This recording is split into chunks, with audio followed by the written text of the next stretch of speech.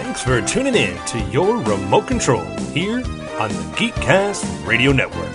I'm your announcer, OptimusSolo, and today in episode 40, TFG1Mike and GenFusion are going to give you a history of the broadcast television networks. Join us as we flip through NBC, CBS, ABC, Fox, and the CW.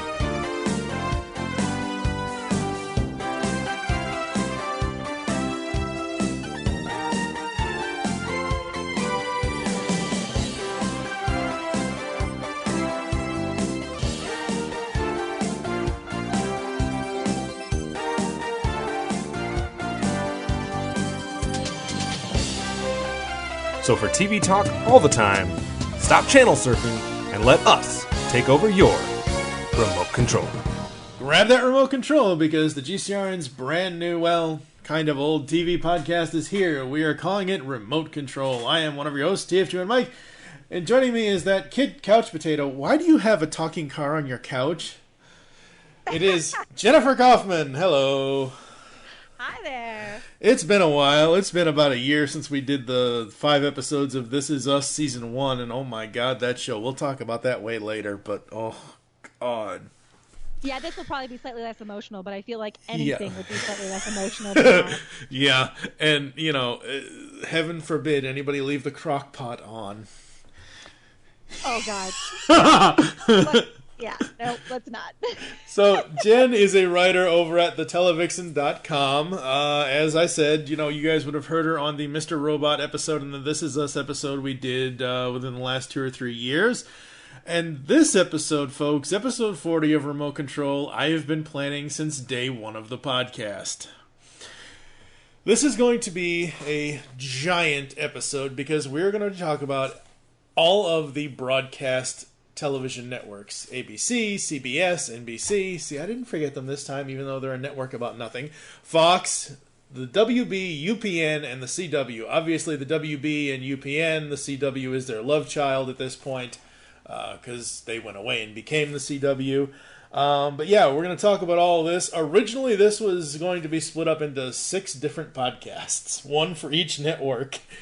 And I'm like, I can't. But what you're saying is this could be a 6-hour podcast, technically. We could be here until tomorrow morning? I hope not. I don't know. I don't think I could. I mean, I've done a 6-hour podcast before. It was a live San Diego Comic-Con reaction thing. We were recording live and all that and everything else. Not at the convention, but just, you know, on streaming or wherever people stream podcast. But, you know, like Ustream or whatever, if that's still in existence. Yeah, so I've sat for a 6-hour podcast before. It's not fun at the end. No, that's long. Because your knees will just give out when you go to stand up. So yeah, you know, broadcast TV.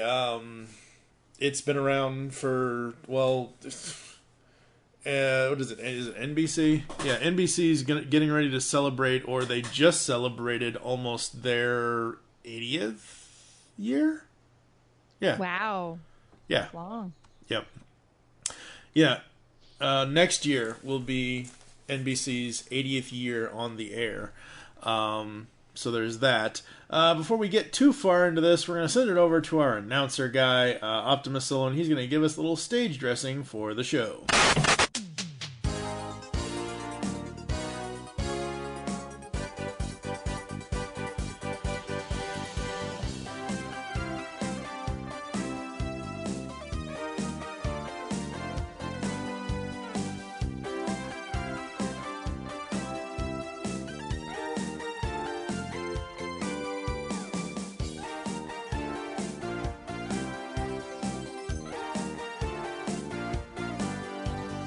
And now it's time for a quick history lesson on the broadcast television networks. Cable television first became available in the United States in 1948. And according to reports released by the FCC, traditional cable television subscriptions in the United States peaked around the year 2000 at 68.5 million total subscriptions. Since then, however, cable subscriptions have been in slow decline. From 1961 and lasting until the early 1990s, there were effectively only three major networks: ABC, CBS, and NBC. Every hit series appearing in the Nielsen Top 20 television programs and every successful commercial network telecast of a major feature film was aired by one of the big three networks. Some of those hit shows and some of those hit telecasts would go something like this. On NBC, the first World Series broadcast in 1947. In 1952, the debut of The Today Show, the first early morning news show. We had its first test color broadcast in 1953, almost a decade ahead of ABC and CBS. 1954, you had The Tonight Show, which became the first successful late-night talk show. 1959, you had Bonanza, one of the first major series to be broadcast in color. How about 1960, the first televised presidential debates between Kennedy and Nixon? You had the debut of Star Trek on NBC in 1966 to launch that franchise into stardom. You had the debut of Saturday Night Live in 1975. How about everybody's favorite anchor growing up, Tom Brokaw, who debuted in 1983 on NBC and would stay on the network until 2004. NBC, who had formerly been owned by RCA, was acquired by GE in 1986, which led to the transition under Brandon Tartikoff, where NBC went from last to first in the ratings. The 90s in NBC would have been all about Law and Order, The More You Know, and Must-See TV. In 2004, NBC merged with Universal and then was bought by Comcast in 2011. Also in 2014, just a few short years ago, NBC took the mantle as the top-rated channel for the first time in over a decade. Let's go to one of the other big three, ABC. 1954, ABC launches a campaign ushering in the new ABC with productions from several studios, including MGM, Warner Brothers, and 20th Century Fox. ABC agrees to finance Walt Disney's Disneyland in exchange for the right to broadcast a new Sunday night program called Disneyland. In 1956, DuMont Television Network goes bankrupt and ABC finds itself as the third U.S. TV network, dubbed the Little Third Network. Debuted Monday Night Football in 1970, and then in 1995, the Walt Disney Company announced an agreement to merge with ABC for $19 billion. 2004, ABC's average viewership declined, landing the network in fourth place for the first time. And what about that other third network, CBS? Had the likes of Gunsmoke in 1955 and Leave It to Beaver in 1957. How about one of the longest-standing shows in history, 60 Minutes, which debuted on CBS in 1968. It also had a resurgence in the 1970s, where it gets into first place with the likes of MASH, which lasted until the 80s, and then again in the early 90s and 2000s, thanks to the likes of CSI and reality TV shows such as The Survivor Show. The big three networks dominated the airwaves for decades. A viable fourth television network would not become competitive with the big three until Fox was founded in October of 1986. Since its founding, Fox has surpassed ABC and NBC in the ratings during the early primetime hours, in which it competes against the longer established networks, becoming the second most watched network behind the CBS during the 2000s. During the 2007-2008 season, Fox was the highest rated of the major broadcast networks, as well as the first non-Big Three network to reach first place. From 2004 to 2012, Fox also dominated U.S. television in the lucrative and viewer-rich 18 to 49 demographics, in large part due to the success of its NFL coverage and its top-rated primetime program, American Idol. Given the network's success in its primetime and sports offerings, it has been occasionally included with the Big Three, in which case the phrase Big Four is used. Although Fox has firmly established itself as the nation's fourth major network with its ratings success, it is not considered part of the Big Three. Among Fox's difference with the Big Three is its reduced weekday programming. It lacks national morning and evening news programs. Fox has its news division consists of cable and radio operations, but does not provide content for the broadcast television networks other than a weekly news analysis program. Limiting special breaking news reports and an affiliate news service for its stations called Fox News Edge, Fox does not feature any daytime programming, a third hour of primetime, late-night talk shows, and Saturday morning children's programming. Fox had an extensive lineup of children's programs throughout the 90s called Fox Kids, but sold the division to the Walt Disney Company in 2001 as part of its sale of cable network Fox Family Channel, after which 4Kids Entertainment supplied the network's children's lineup until 2009. Other networks eventually launched in an attempt to not only compete with the big three, as well as Fox, but these netlets have been unable to ascend to the same level of success. The WB and UPN launched in 1995. Like Fox, they both added nights of primetime programming over the course of a few years, though the WB was the only one that aired any on weekends, carrying a Sunday night lineup for all but its first half season on the air. While the WB and UPN each had a handful of popular series during their existences, they struggled for overall viewership and financial losses. This led to their respective parent companies, CBS Corporation and Time Warner, to shut them down in 2006 to jointly launch the CW, which initially featured a mix of programs from both predecessors as well as some newer shows. Today, the big three control only a relatively small portion of the broadcasting market in the United States. In the mid-2000s, it was estimated at a combined 32%. The Big Three's market share has dwindled considerably as a result of growing competition from broadcast networks such as Fox and CW, Spanish-language networks such as Univision and Telemundo, as well as national cable and satellite channels such as TNT, ESPN, AMC, and USA. And of course, the major reason for the decline in the broadcast channels as of late is internet services such as Amazon Prime and Netflix. How long will the big three networks be relevant? Who knows? But as for now, let's celebrate the history of the broadcast networks. Thank you so much, OptimusSolo, and it is time for the network talk here on Remote Control. So all three big networks, ABC, NBC, and CBS, started out as radio companies. I knew this, and I remember listening to each of these radio companies in the 80s and all that, because they're obviously still around now. They were still around then. But transitioning from a radio company to a television company, that's interesting, because let's all face it, before TV, radio was the only entertainment most people had in their homes.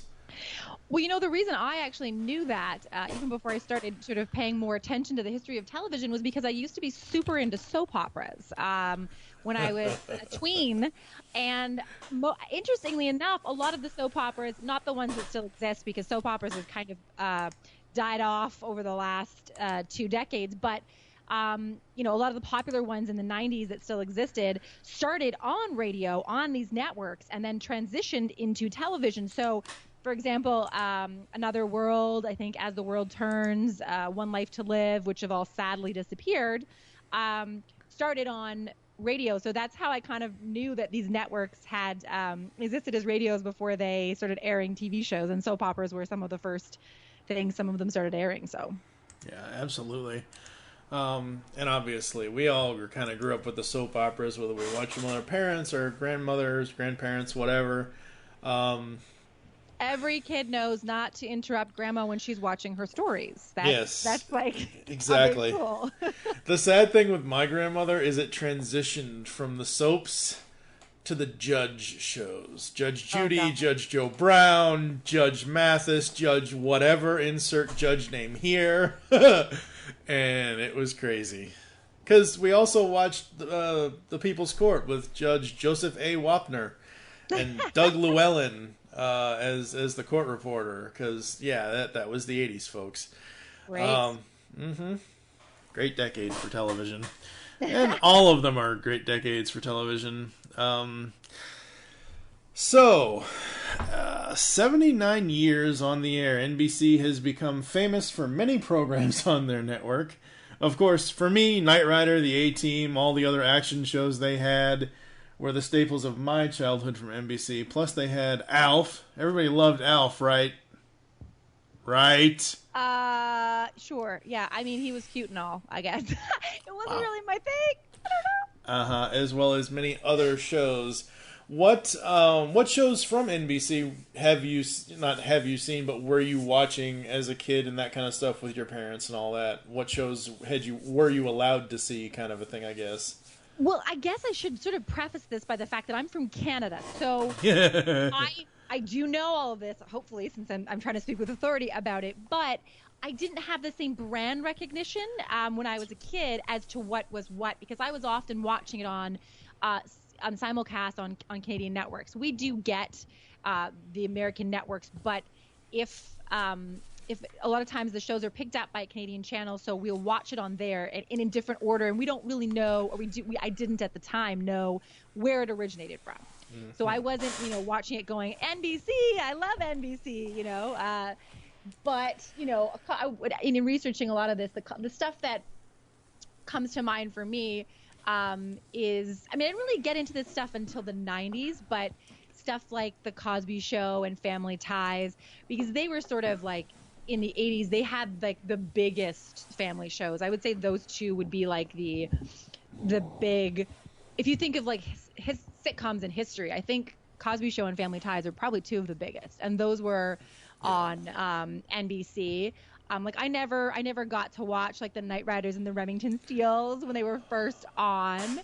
I did watch Cheers, The Golden Girls, shows like that. But a lot of it I come to sort of later and figured out the history of it. So yeah, it was my experience with NBC. Absolutely. For me, I'm just going to say this right now, folks. The man doesn't make the show in this case. Actions being reprehensible and all of that and everything else, that's real life. That to me does not affect the lessons as a child in the 80s that I learned from Cliff, Claire, and all of that on the Huxtables, on the Cosby Show. I can separate his real life, quote unquote, criminal acts. Like, I'm not trying to get super in depth with this, with the whole Bill Cosby crap, because it's depressing as hell. But my point here is I can separate the show from real life. I think that for me that's mostly true. I would still watch it. I still do on occasion. And I think that there's so much work that went into that show. There's so many brilliant episodes. There are a lot of other brilliant performers on that show. Absolutely. It does, I'm not one of those people that would say, well, I'm never watching that again, or this is dead to me. I hate that expression, by the way. I just think it's so simple, and life isn't really that simple. However, it's hard not to have that leave a stain on some level in my experience of it, I would say. Yeah. But like the little, and it's not okay. Yeah, it is him. It is his character and all that. But like the little life lessons, like the whole dentist episode with Rudy and her friend Peter, where Peter was scared to go to the dentist, and you go to the dentist and it's this old frail dentist who like has fake teeth and basically tries to make the kid feel comfortable so he can have his cleaning done, or it's that kind of lesson. Or the fact that Rudy's first day of school, she shouldn't have made the tuna fish sandwich the night before, kind of a thing. It's a brilliant show. Those lessons are all, that's what makes it so sad, because it did so much for comedy. It did so much for diversity, for showing an African American family on television, and it being the number one comedy for years and years and years. It did make this huge impact, and that's why there is a level of kind of, did it have to be that show that sort of gets tainted a little bit? I do try to separate it, and I still have a ton of respect for it. But you do wish sort of that just obviously you wish that wasn't the case, and that this show sort of didn't have that added to its legacy. Unfortunately, I think that's part of how I feel about it in the end. Yeah, absolutely. When it comes to CBS, that network has been on the air Wait, hold on. Are we just going to skip over like the 90s? You just went from the 80s the 90s. Yeah, that's true. The 90s on NBC. Right. Seinfeld. You skipped over must-see TV era, which, I it's funny because as I was sort of researching a little bit of the history, I always thought NBC had sort of been a juggernaut, but it wasn't really true. Like the 80s kind of made NBC for sure. Yeah. And then the 90s solidified their position as sort of this huge juggernaut of TV, because you did have Friends, you had Seinfeld, Frasier, Will and Grace, which is back again. But, well, I don't dislike Will and Grace. I have some thoughts on things that are back again, but it was so huge. I mean, when they said must-see TV, I felt that it was accurate for me anyway. Like I was in high school in the 90s and everybody watched those shows. we haven't seen since the 90s really anything that everybody watches anymore. And of course, that's just because of the diversification of ways to watch television. Right now, there's no show that people just sit down and everybody watches it. It just doesn't exist. But that was still a thing in the 90s. And like that was huge. And of course, the dramas too, like ER. Mm-hmm. So NBC was kind of like king of my high school years, I guess. Like, and that by that point, I understood how networks worked and what I was watching, and that really defined the 90s, I think, those shows particularly. Yeah.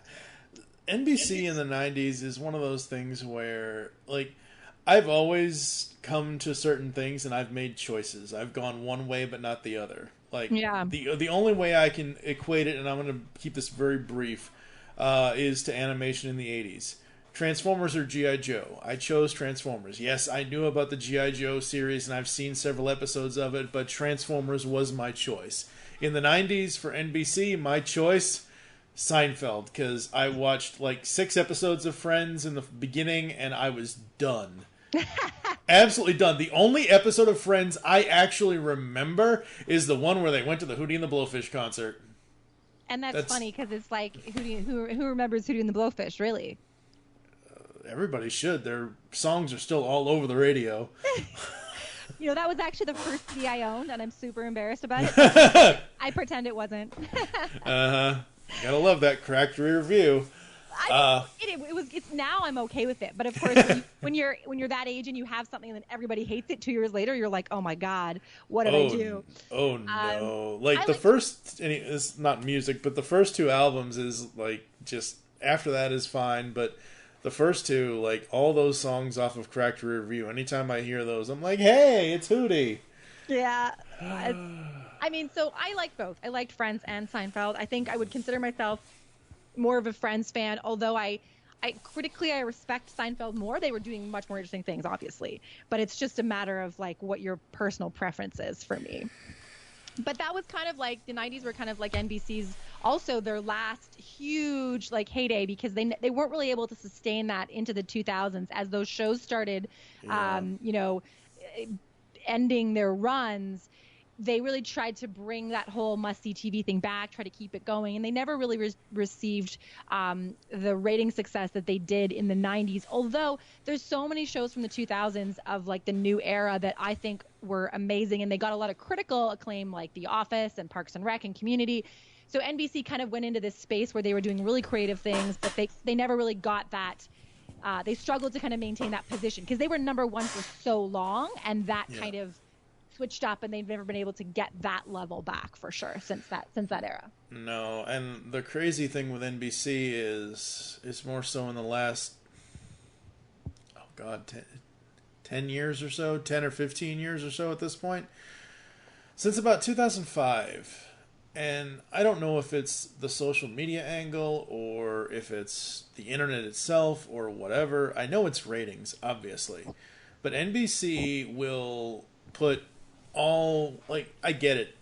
It's free to have a Twitter account or set up a Facebook fan page or whatever, and whether you get verified or not. But obviously all these networks are going to get verified no matter what for whatever show they're doing on whatever social media platform they're using.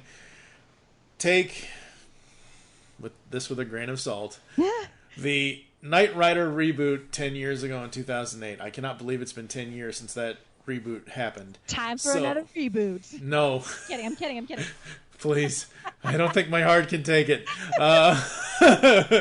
But they put all this stuff into the advertisement, the whole Ford thing and the Mustang and this, that, and the other thing and everything else. The show only lasted 17 episodes. Okay? Yeah. Because by episode 12 or 13... Ford basically, I think, pulled out, or something. Something happened with that show where the advertising died down, or something happened to where they're like, oh, and they can blame it on the ratings all they want, and it could be true. It probably is for most shows that eventually die off is ratings, but like, it just kind of disappeared. Take Fox, for example. In 2007, they had Drive with Nathan Fillion and a bunch of other people. Yeah. It was this very short. They didn't even air the final 2 episodes until like months and months later. It was 6 episodes of a series based on, the super secret race kind of a thing. And that's what I don't like about the broadcast networks is they'll put all this stuff into it, get us excited about it, and then if it doesn't pan out for them, they'll pull it immediately and not do anything else with it. I mean, I know that frustration as a fan, but I really get it because it's really so hard to predict, and they have to put everything into it, and they have to put everything into it because they have to hope that it works. But if it really doesn't, and in the case of Drive and Knight Rider, it really didn't. Like, sometimes they don't have the ratings, but they have enough of a bubble, like enough of a cult following that they will still keep it because it has a level of, when your fans are really passionate, that's advertisers want to reach that stuff. Like Chuck on NBC, never really reached a huge pinnacle, but the fans actually used the advertisers to keep that show on the air. They started they did a whole thing with Subway where they were like, we'll start buying subs if you put this show on, keep it on the air. We're going to make your advertisers happy if you keep the show on the air. And Subway loved that, obviously. Subway was like, this is great because you're including us in the narrative. And Subway actually used Community the same way. So I just think when a show doesn't have either critical success or any real fans, they can't, it's so hard for them to keep it on the air. So I do kind of understand that. But that's funny because it kind of leads into like my you sent me this little outline of what you wanted to talk about. My favorite was these little failure sections for what were kind of their biggest failures. So I don't know, would you say like a Knight Rider reboot would be one of your biggest NBC failures? Not the 2008 one. Now in the 90s they tried to do Team Knight Rider. That was a failure. Wow, I missed that entirely. Really? Yeah, Team Knight Rider. Wait, did you say team or teen? Team. Oh, okay. It was 5 cars. Better. Yeah, Team. Like, he just got his license. No, not Team Knight Rider. Teen, not Teen. Team Knight Rider. This was in 1997. Okay. You've seen Revenge, yes? I have the ABC soap opera. Yes, Jack primetime soap opera. Yeah. Jack from Revenge. So Nick Welcher was one of the characters, one of the actors on Team Knight Rider. Well, I love him. I may have to watch that now. No, you really don't. I'm not trying to convince you to watch it because it's, as a Knight Rider fan, it is the worst thing in the world. I have actually never seen an episode of Knight Rider. What? Yeah, and I actually and here's what you're going to hate me for. I actually have the complete box set because I got it for free, and every once in a while I push the button and it makes that noise. The scanner noise, yes. And it's on my shelf right now. Like I can see it from here, and yet I've never actually watched an episode of it. Oh my god. Okay, so since we're talking about this, since we're on NBC, and you know what, folks? I think she was right. It might take us 6 hours to get through all these networks. But here's the thing with me and Knight Rider. I was 2 when it premiered. By the time I was watching most of the first, second, and third season in reruns in 84, 85, and 86, obviously 86 it ended. By the time I was 4 and 6 years old, I was glued to that thing because it's a guy named Michael, my name's Michael, with a talking car. Like, yeah, and hello, it's the 80s. No internet, no cell phones, no this, no that. But there's a microcomputer in a car or whatever that talks back to you. And I actually have photographic proof of this. I went to the Boston Budweiser Expo in 1986, and I met David Hasselhoff. I got to pose with him, and I got to sit in Kit. And pretty exciting. Yeah. For a 6-year-old, yeah. So, yeah, Knight Rider's a little gem for me. So in the 90s, when they decided to do Team Knight Rider, I'm like, okay. And the crazy thing is, David McCallum was the villain of that series. Ducky from NCIS was the villain of that series. That's weird. I feel like they really couldn't reboot Knight Rider now, and if they did, what would they do? Because cars talk to us, right? Like not in exactly the same way, but it feels like you'd be like, yeah, that's my GPS, and also who cares? Yeah, that's what they did 10 years ago in 2008. They basically, took the whole thing and, whatever. Originally, I think it was because he had a contract with GM or something. originally Will Arnett was going to be the voice of Kit, but then they went and got Batman Val Kilmer to do it.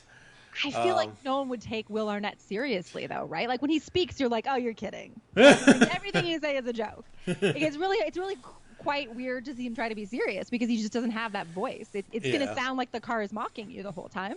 Yeah. So I think they probably made the right choice. Probably. So did you have any other big NBC failures that you thought was a disaster?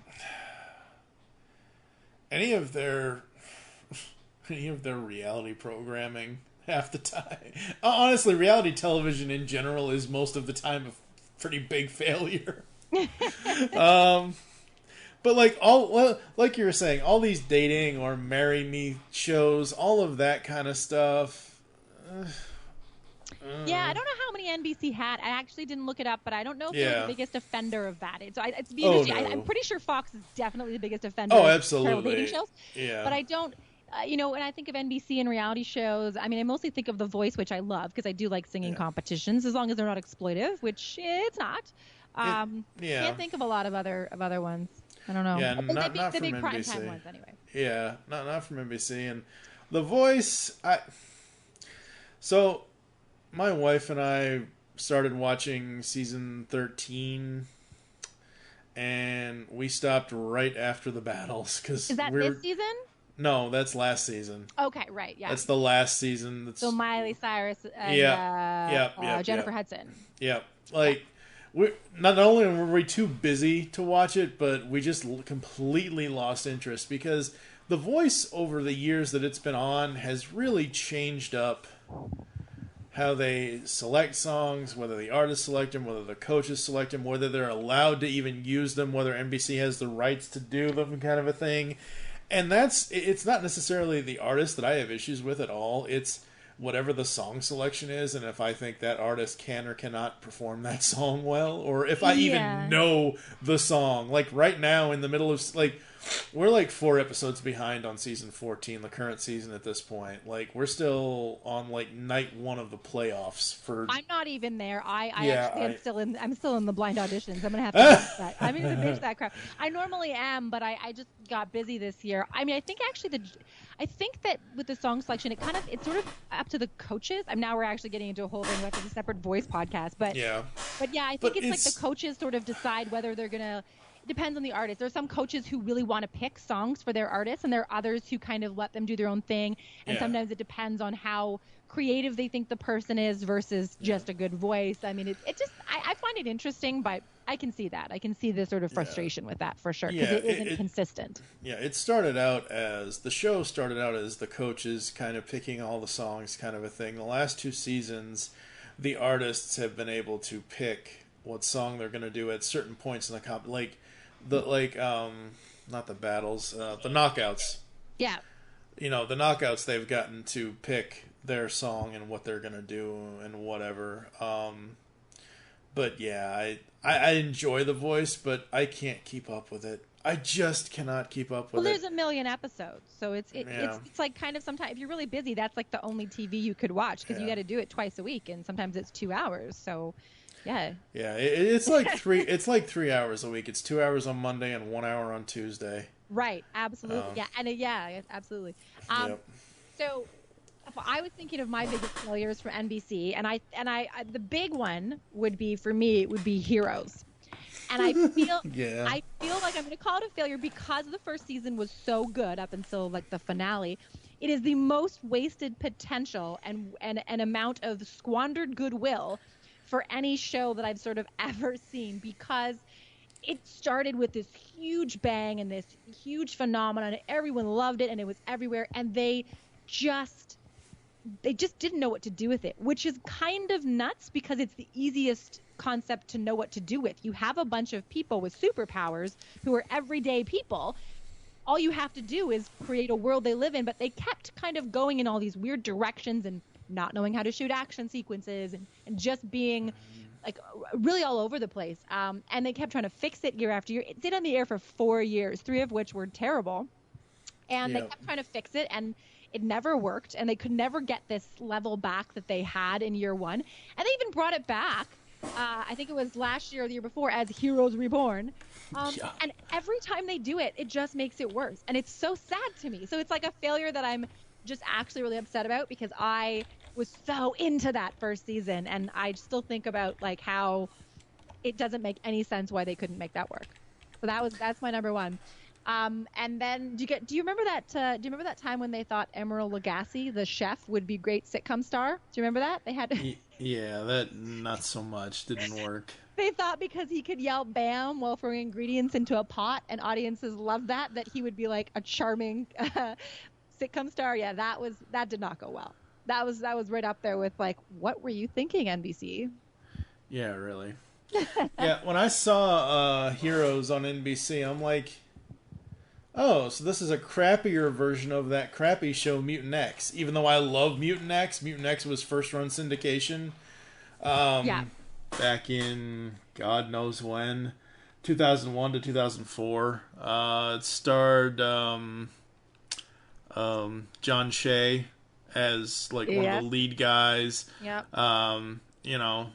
Starred Michael Easton, kind of a thing, and that was more about like it was basically a 90s version of Xavier versus Magneto, even though it wasn't the X-Men, but it was called Mutant X, and it had these two that's more of a superhero show to me than Heroes was. And it wasn't supposed to be a superhero show. It was a show about everyday people who could perform extraordinary feats. It was supposed to be grounded, and that's what kind of made the first season work, at least to me. It felt like a grounded, really interesting show about humanity, and then they kind of took these people and put them in these strange situations where they lost all level of grounding. It's the cop who suddenly can hear people hear people's thoughts. It's the average person who wakes up one day to find they're not average anymore. They're extraordinary, but without the suits and without the superhero conceits, because it was supposed to be more grounded in like real life. But yeah, they just went really, really weird places with it. So that's how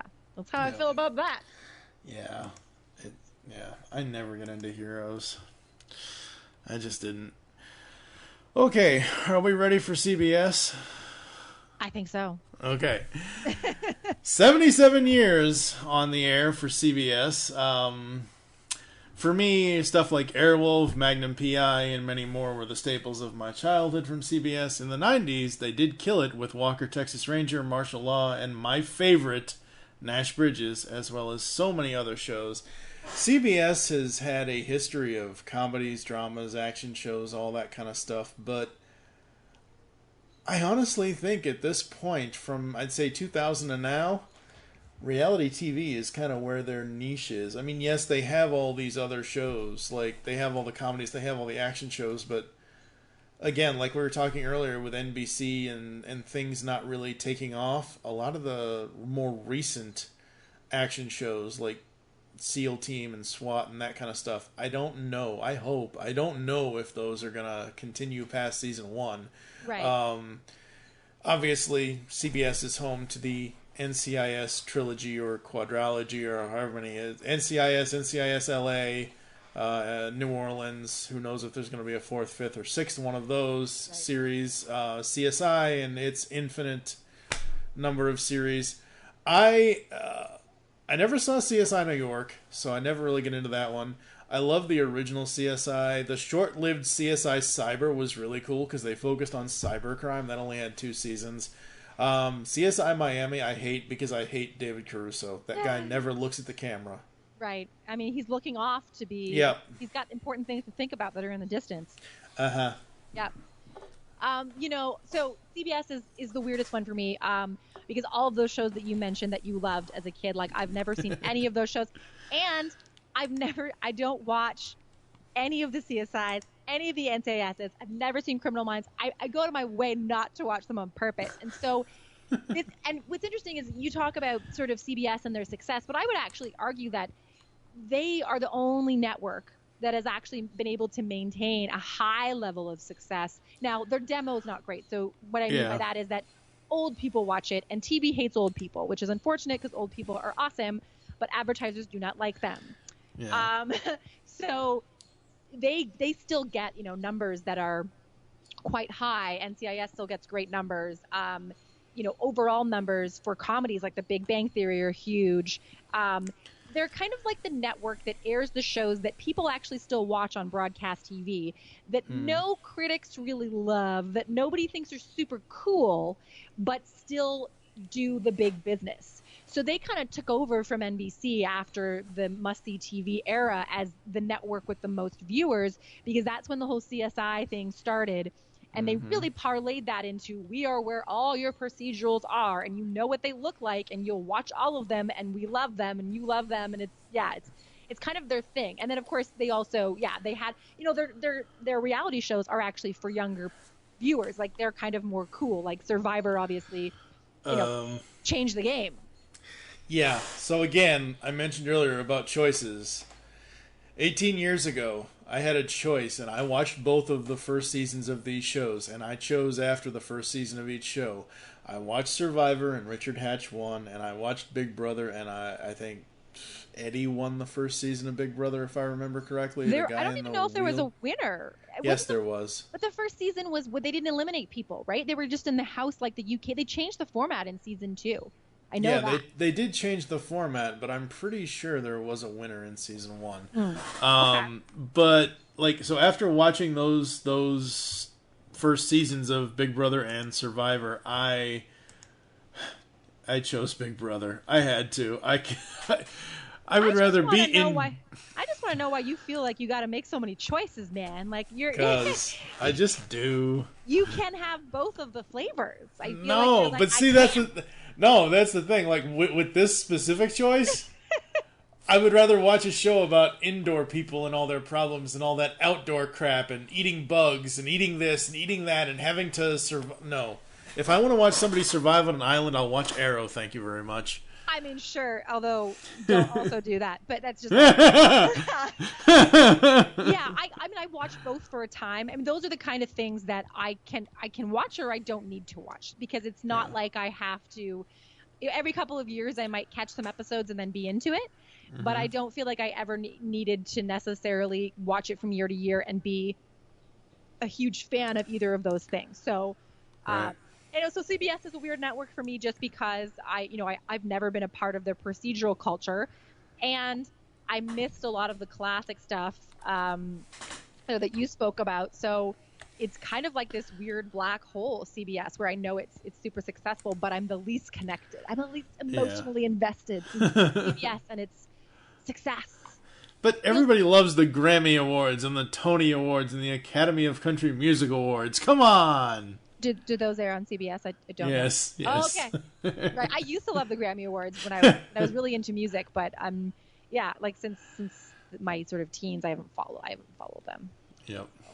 So when we get to our top 5s later, you'll see how weird my CBS. You'll probably be like, "That's what you found from CBS," and I'll be like, "Yeah, no, it is. It's weird." Yeah. And as I said, CBS for me, in the 90s, while, ABC had TGIF and NBC had what they had, CBS, say how cliche it is or whatever you want to say about their action shows in the 90s, between Walker, Texas Ranger, Martial Law, and Nash Bridges. Nash Bridges more than the other two.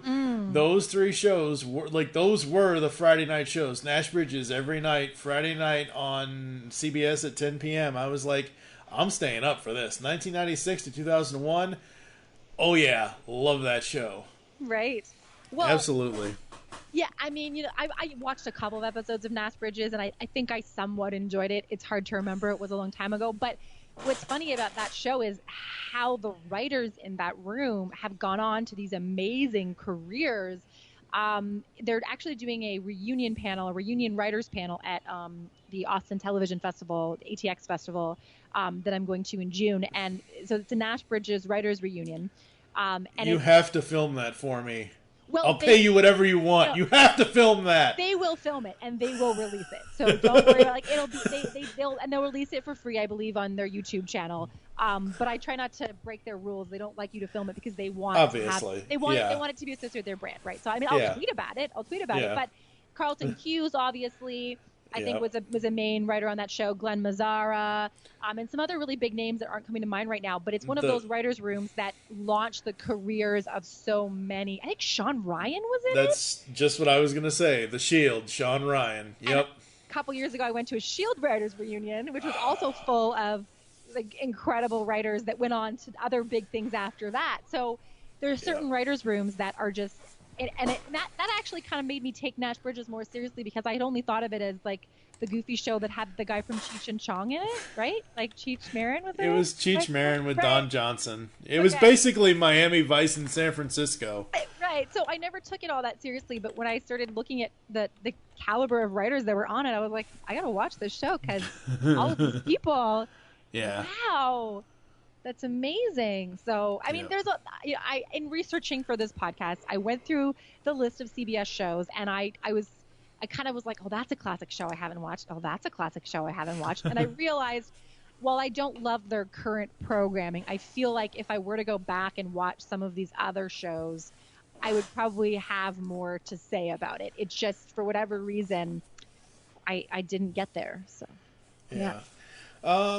I don't know if you're into any of the like cybersecurity internet type show things, like where shows focus on that kind of CSI Cyber. It's only 2 seasons, but it was really cool because it was a different CSI. It wasn't focusing on, you know, fingerprints in Vegas or David Caruso not looking at the camera in Miami or whatever the hell Lieutenant Dan did in New York. You know, it was, you know, focusing on cybercrime and basically scaring the hell out of us and showing us exactly how vulnerable we really are when it comes to the internet and all of that. Yeah. I mean, I'd be interested in that, I think. For some reason, I think it's because I just sort of made a thing where I decided I wasn't watching the 12 million spinoff that I didn't watch it. But it would be more. I think it would appeal to me a little bit more than the other ones. Who knows? They also had a couple of years ago. It was very short-lived. It was Kevin Williamson decided to do a TV version of Scream. Not really, but it's essentially the guy that did Scream did a very short-lived series on CBS called Stalker. Basically, I did watch that. Oh my god! Not all of it. Not all of it. Oh, that show. I kind of enjoyed it weirdly. I think I remember watching it on my iPad while I was at the gym and like running, and then I felt like kind of. It made sense. I was like, first of all, if anyone tries to stop me, I'll run away. But it was just like a perfect running show. Like it was just kind of like silly and a little bit like, you know, but you're motivated to like be in shape because you have to beat the bad people. I don't know. It worked. Yep, exactly. Right now, you know, you mentioned their comedies, Big Bang Theory, Young Sheldon, Superior Donuts. I love Superior Donuts. That's an awesome show. I haven't watched, but I've heard amazing things about it. It's Judd Hirsch, Katie Seagal. It's got a bunch of other people in it that I don't remember off the top of my head, but it is super, super funny. If you've ever seen anything with Judd Hirsch, just anything with that guy, it's just super funny. Are you having issues over there? Yeah. Did this just change? Yeah, because I can hear myself. Oh, you know what? I think my microphone actually might have been off the whole time, and now it's on. Oh. Well, I could hear you the whole time. If I couldn't have heard you, I would have said something. So, no, okay. It was probably using my other sound, right? Which probably. Is I can just go back to that. Yeah. That's. Can you hear yourself now through this? Not now. No, I could a minute ago. I can't now. But I also don't want to be using a totally different type of sound than I was using. Well, you sound fine, so I mean. So maybe it doesn't matter either way. Yeah. Okay. It just sounded like it came unplugged or something. I think a button clicked. Something happened. I don't know. All right, 52:28 edit point. Yeah. So yeah, CBS and all of their shows. Well, what a network. They're also their comedies are the most successful, which is interesting to note because they are, you know, like The Big Bang Theory and Mom, and a couple years ago, 2.5 Men, Two Broke Girls for a while. They get the overall viewers that nobody else gets, and it's interesting to note that they're sort of like the only network for the most part really doing single camera comedies, because or not single camera. I'm sorry, that's the opposite. They're the only network doing. Yes. Everyone else is doing single camera comedies. Everyone's switched over to that, and they tend to be a lot more critically acclaimed and a lot more edgy. But, you know, the viewers are going to these older formats that are, you know, considered not cool by, you know, TV people, right? Like nobody really considers a lot of these shows to be cool shows, but they are the ones that people still watch the most. Yeah.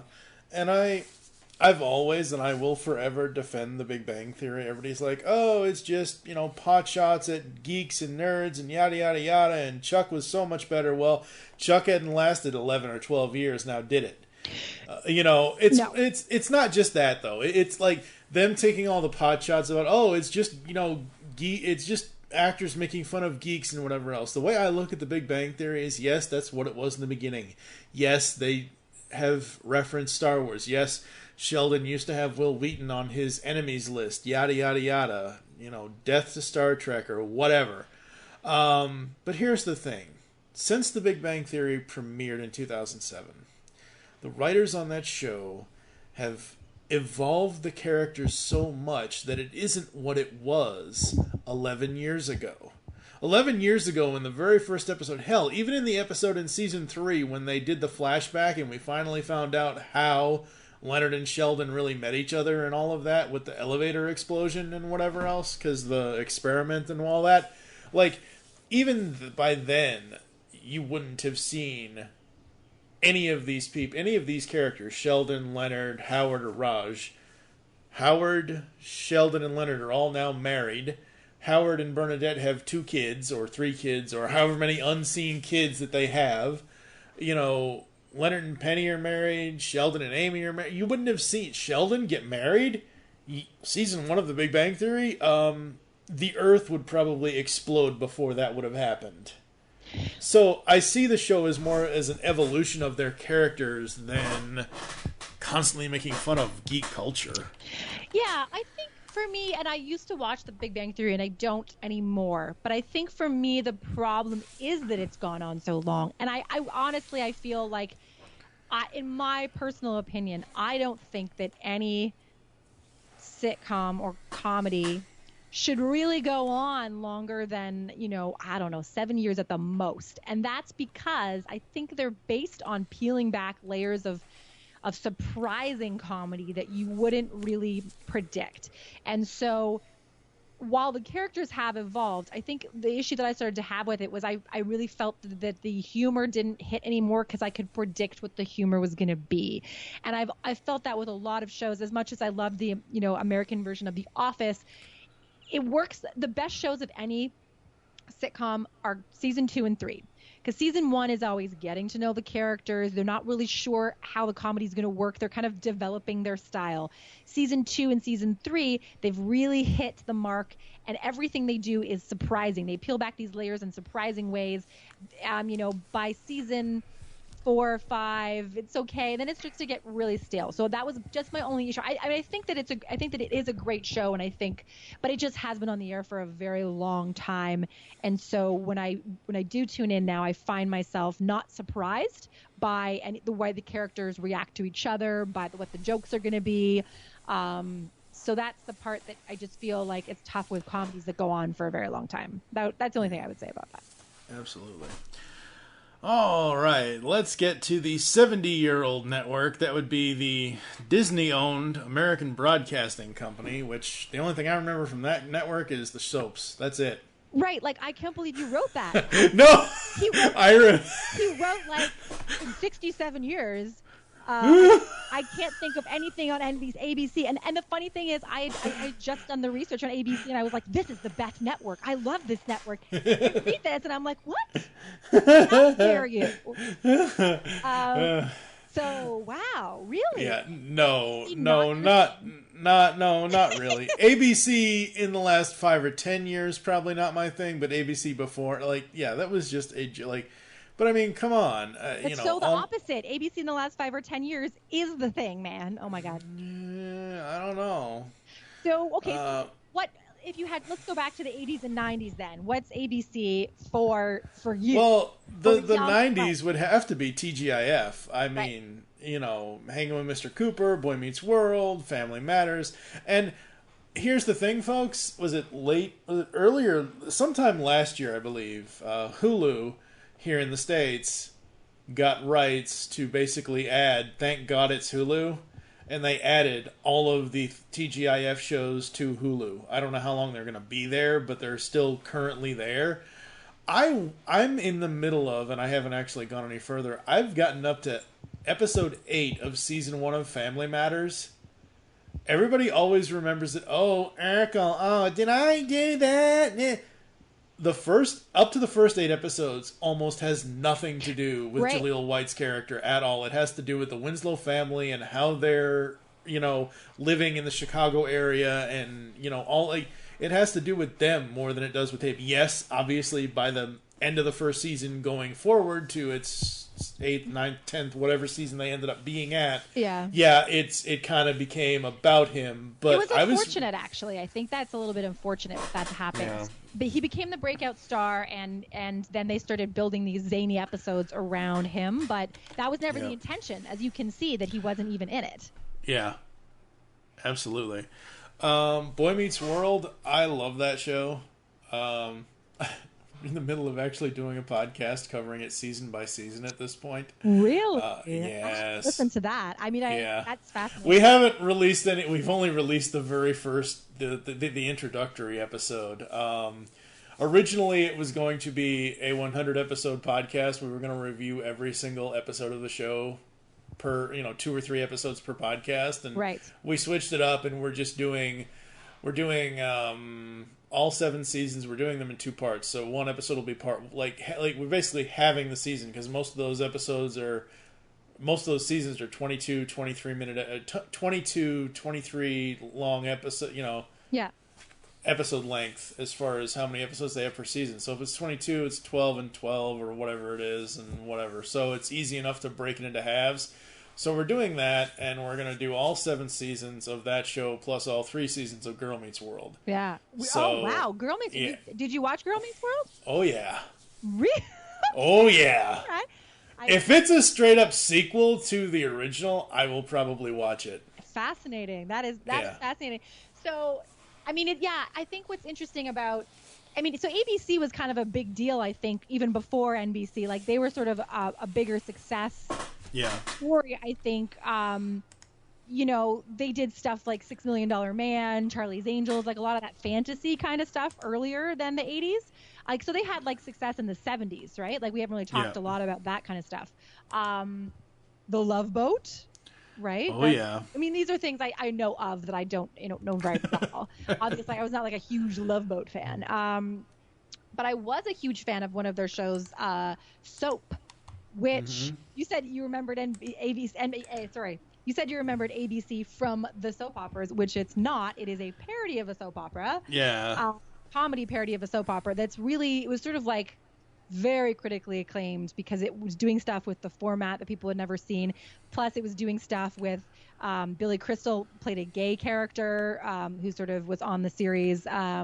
They had some diversity. There was just they were dealing with a lot of issues that people hadn't really done at that point.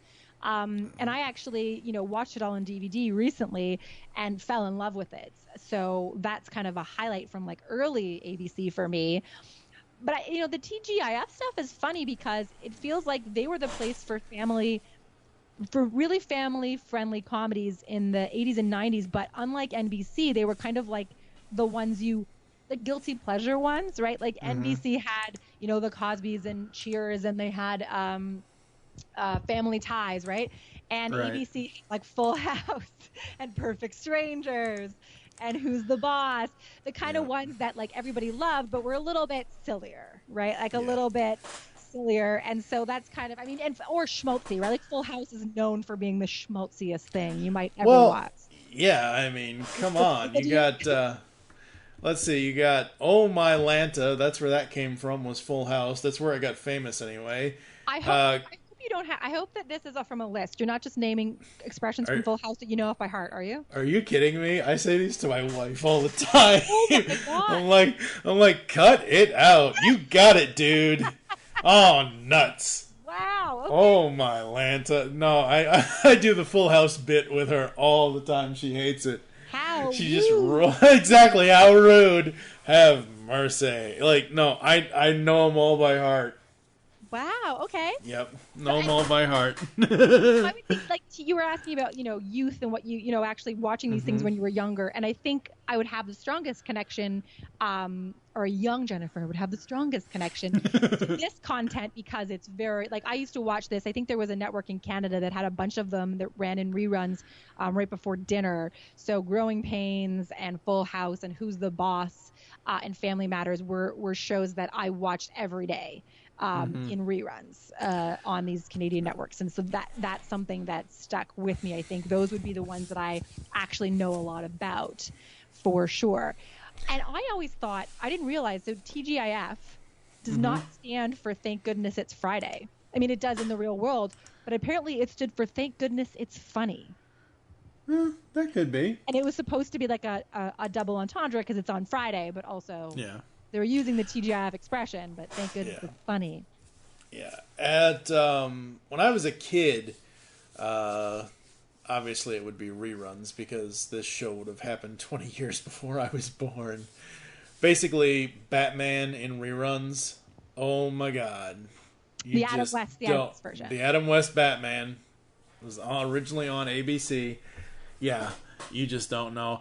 What I don't understand is, and please, somebody, maybe you can explain it to me, maybe the listeners can explain it to me, how in the hell did MacGyver premiere on ABC 85 to 92, but yet the reboot is on CBS? That makes no sense to me whatsoever. Well, actually, it could depend on who the production company was.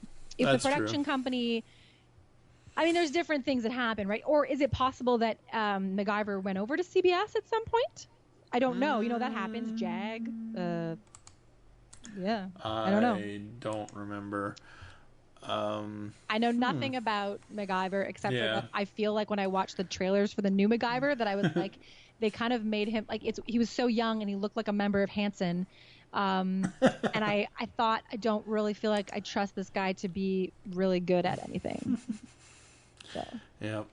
Other ABC shows that I remember, didn't watch all of this because it just got too weird, but Desperate Housewives, I've seen that. The Wonder Years, I tried rewatching The Wonder Years recently. I just can't. I just cannot. Really? Yeah, I know. Well, so my favorite, like, ABC is kind of like what my spoiler alert, my favorite network is sort of like the CWWB type stuff. But ABC I kind of have a little bit of a love affair with because of the early 2000s, and my very favorite story is so they had fallen in the year 2003 to 2004. They'd fallen to fourth place, which was huge because they used to be a big deal. Yep. They fell into fourth place. They were down 10 points in a season, and they were kind of like screwed essentially. And the network fired the guy who was overseeing the network at the time. His name was Lloyd Braun. And they fired him because ratings sucked. And he also had just spent $13 million on an as-yet-to-be-aired pilot, a little thing called Lost, which they were like, this is going to be a disaster. Spoiler alert, it was not a disaster. So the funny thing is, in his tenure, right before he got fired, so because they all greenlight the stuff for the next season before the next season, right? He greenlit Lost. He greenlit Desperate Housewives, and he greenlit Grey's Anatomy. And then he got fired. And then, of course, 2004 to 2005 season, these things started airing, and they were juggernauts. And they came out of nowhere because they weren't reboots, they weren't spin-offs, they didn't have big stars in them, they weren't parts of big properties. They were bona fide, somewhat surprise hits. Both of those shows, Lost and Desperate Housewives, and then Grey's Anatomy premiered mid-season, and sort of the same thing. So it was kind of a fun story because ABC went back to second place and number one in the demo for a really long time. And like they were winning all these Emmys and all these critics awards, and it was just like a huge deal. And it was probably my favorite year in television, I think, because I was so obsessed with Lost at the time, and I just think it's a great little story. So that's story time. That was my story time. Yeah, I watched the first season of Lost because, hello, it's Charlie, what's his name from Party of Five. It's Matthew Fox as one of the main characters, and I just could not get back into the show after the first season. I'll try to give it another try eventually, but it might be coming up later in our discussion in a list form, and I'll give you my little thoughts then. But I mean, it made such an impact on television. That's for sure. Just even absolutely it did. You know what? The number one thing I think that it did, which is kind of a funny thing, is it popularized the flashback thing. Like, you know how you watch Arrow and you talk about the island and everything? Yeah. People weren't really doing the double narrative flashback real-time narrative before Lost. Like a flashback would be a thing that happened that was like a little backstory.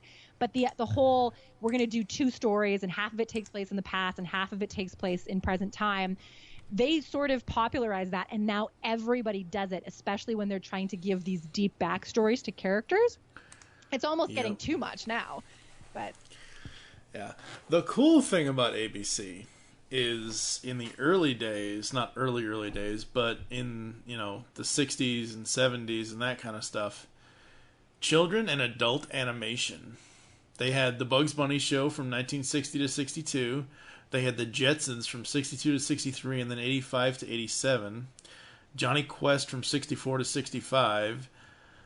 They had like one episode of Star Wars Rebels, the current Star Wars cartoon in 2014. They had Top Cat from 61 to 62. And then quote-unquote adult animation.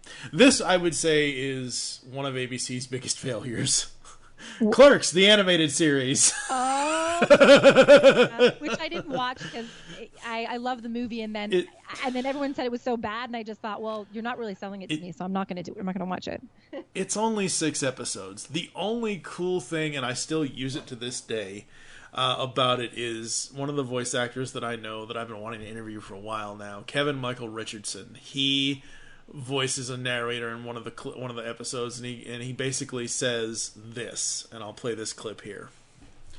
And it's just such a funny thing. So yeah, I'd say Clerks is one of their biggest failures. The Critic with what's his name, John Lovitz. So there's that. The Flintstones from 60 to 66. So yeah, I mean, ABC getting in on the animation thing, and I know all the networks have had animation things in the past, but most of animation that I know of is first run syndication. So wherever the heck it lands, it lands. There isn't in the 80s, the syndication stuff, like Thundercats, it could be on Channel 38 one day, which might be Fox, or it could be on Channel 41 the next day, which might be who knows.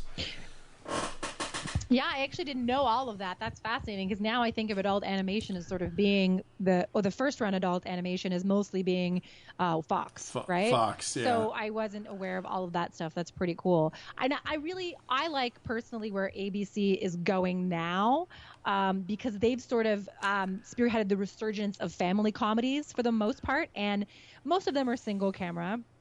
Modern Family, obviously huge success for them. Not my favorite, but I respect it for. Again, that's a show that's been on the air for too long for me. Like, I liked it at first, and then I'm like, it's too long.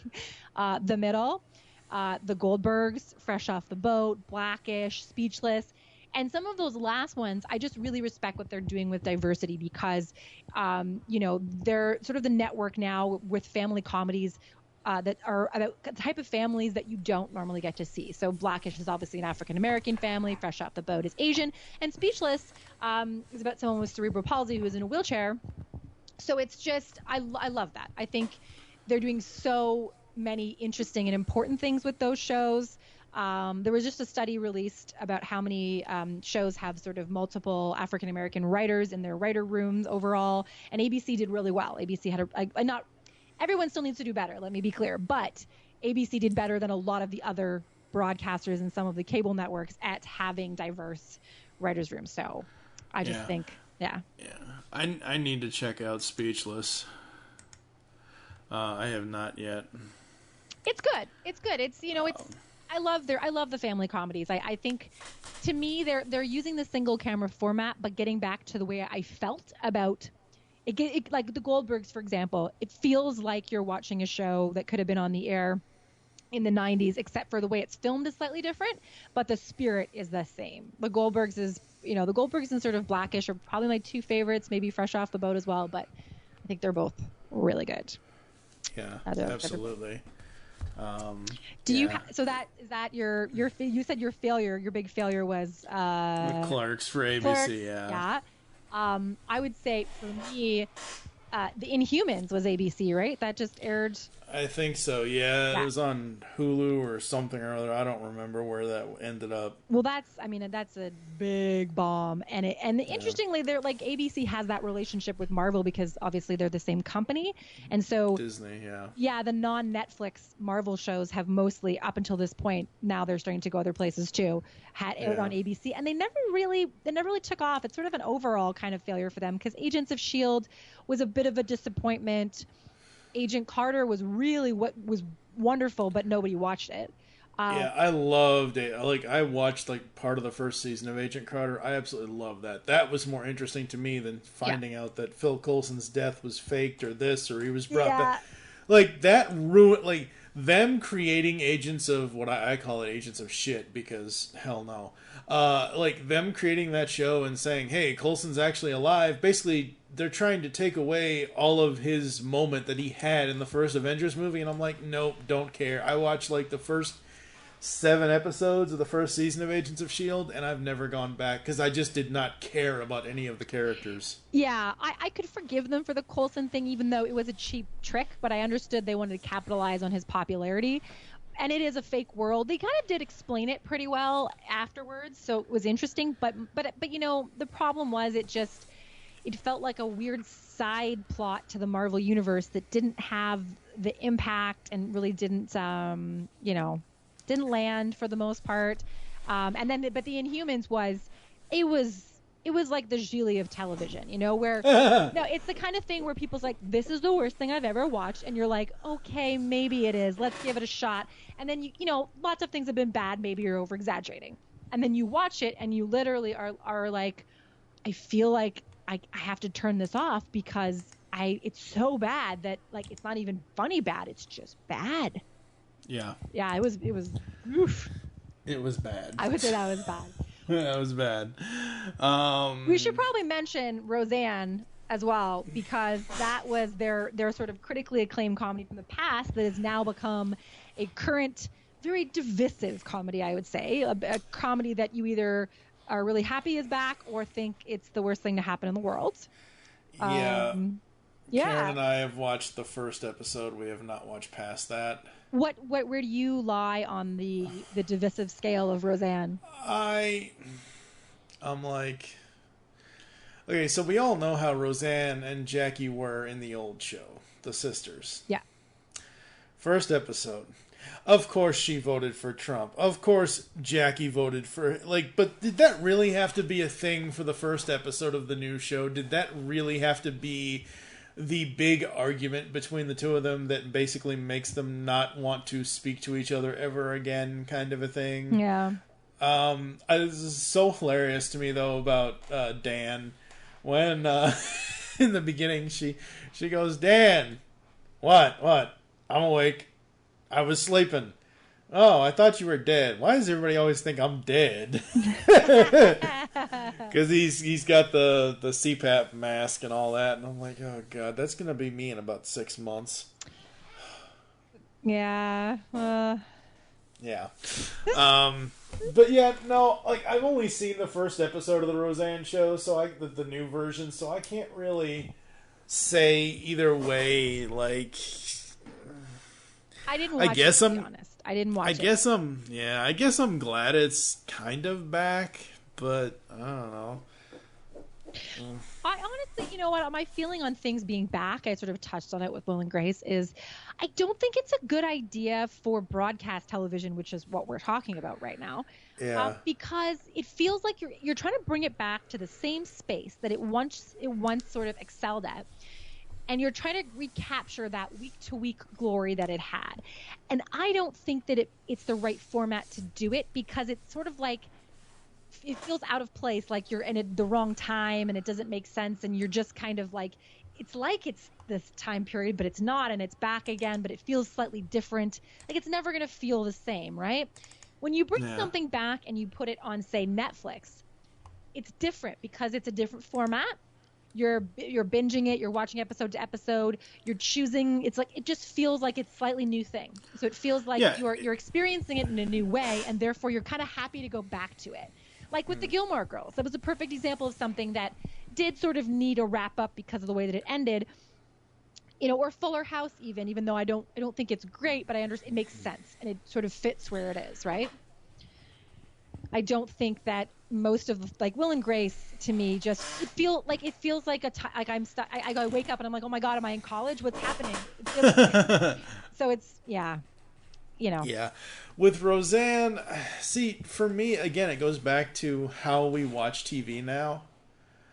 I do not like. We DVR stuff and whatever, and we'll watch it, whenever. But like for me, most of the time, I can watch whatever I want to watch on Hulu or Netflix or whatever. Like most of the shows that are ABC, like any of these networks that we're talking about in this podcast, as long as they, show up on Hulu, I'll watch them when I want to watch them. Like I don't feel like it isn't like 20, 30 years ago when you had to be locked into, oh my god, you have to sit in front of your television at this time, or you have to record it at this time on your VCR.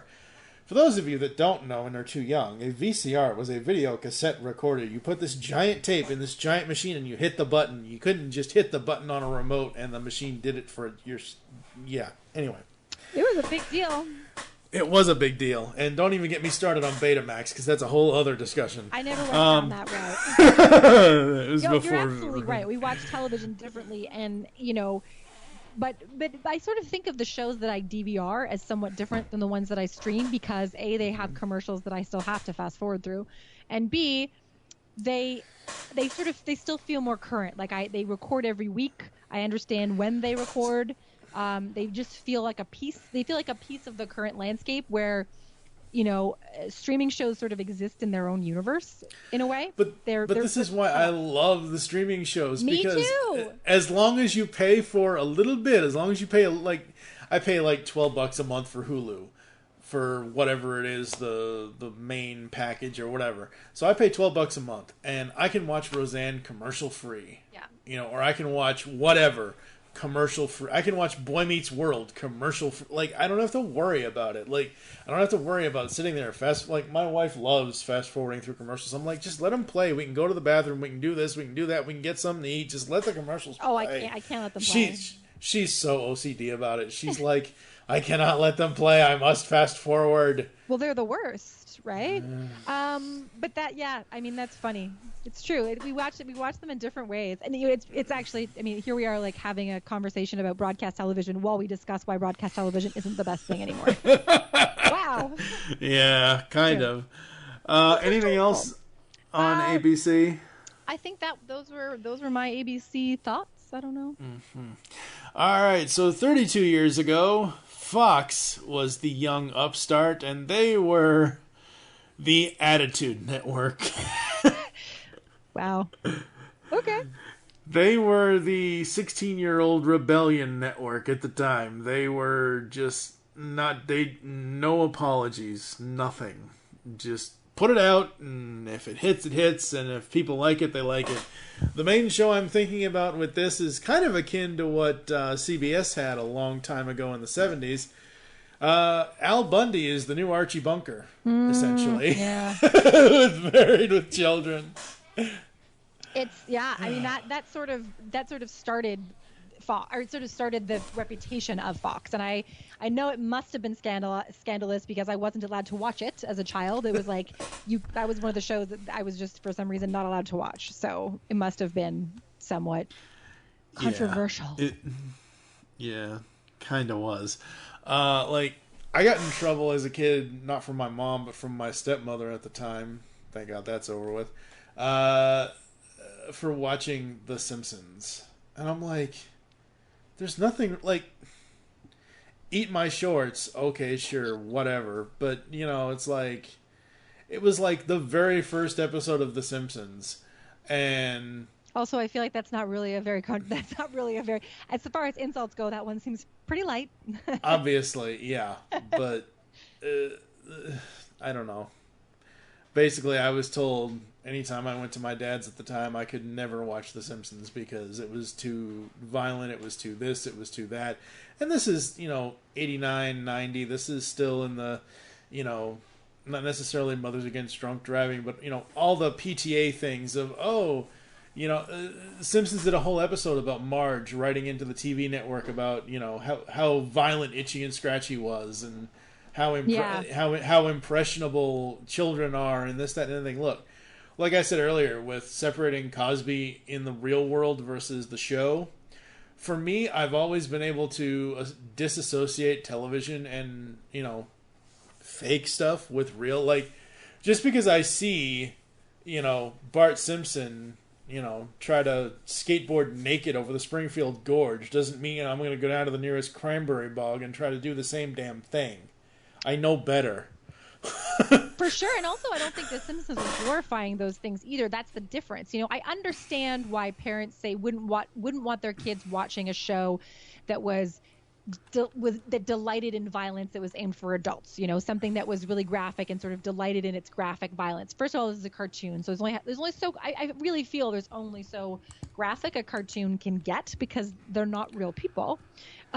They are animated, and secondly, The Simpsons is making a comment on stuff. It's commenting on society. It's not suggesting you should do these things or that these things are good. I mean, you just said it. Marge wrote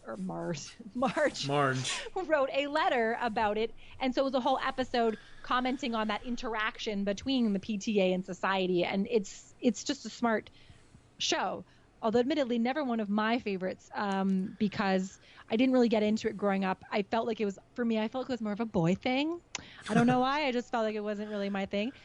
But maybe because Maggie was too young and Lisa was too stuck up with her intelligence. It was just the type of humor. It felt like the kind of thing the boys in my class were into, and I wasn't into that kind of thing. Like it just seemed more male-oriented, I guess. More like sports or something. I don't know. Mm-hmm. For me, Fox was 90210. I mean, that was... Everybody watched that. I got permission to watch 90210 because my mom sat down and watched the first episode with me. It was the episode where Brenda got robbed at the Peach Pit. It was handled very respectfully. She was scared. She got robbed at gunpoint. And my mother was like, well, that was a little, I guess it was a little scary. I think I must have been like 11 or 12. And she's like, but, they did a very good job. Like, it didn't feel like it was exploitive. So I was then allowed to watch it by myself. Although I believe my mom continued to watch it every week because she was interested. She just wanted to see Dylan and Brandon take their shirts off. That's all that was. Yeah, I don't know which one her favorite was. I was definitely a Brandon girl because even at that age, I could tell that Luke Perry was very old. Yeah. So he wasn't my favorite.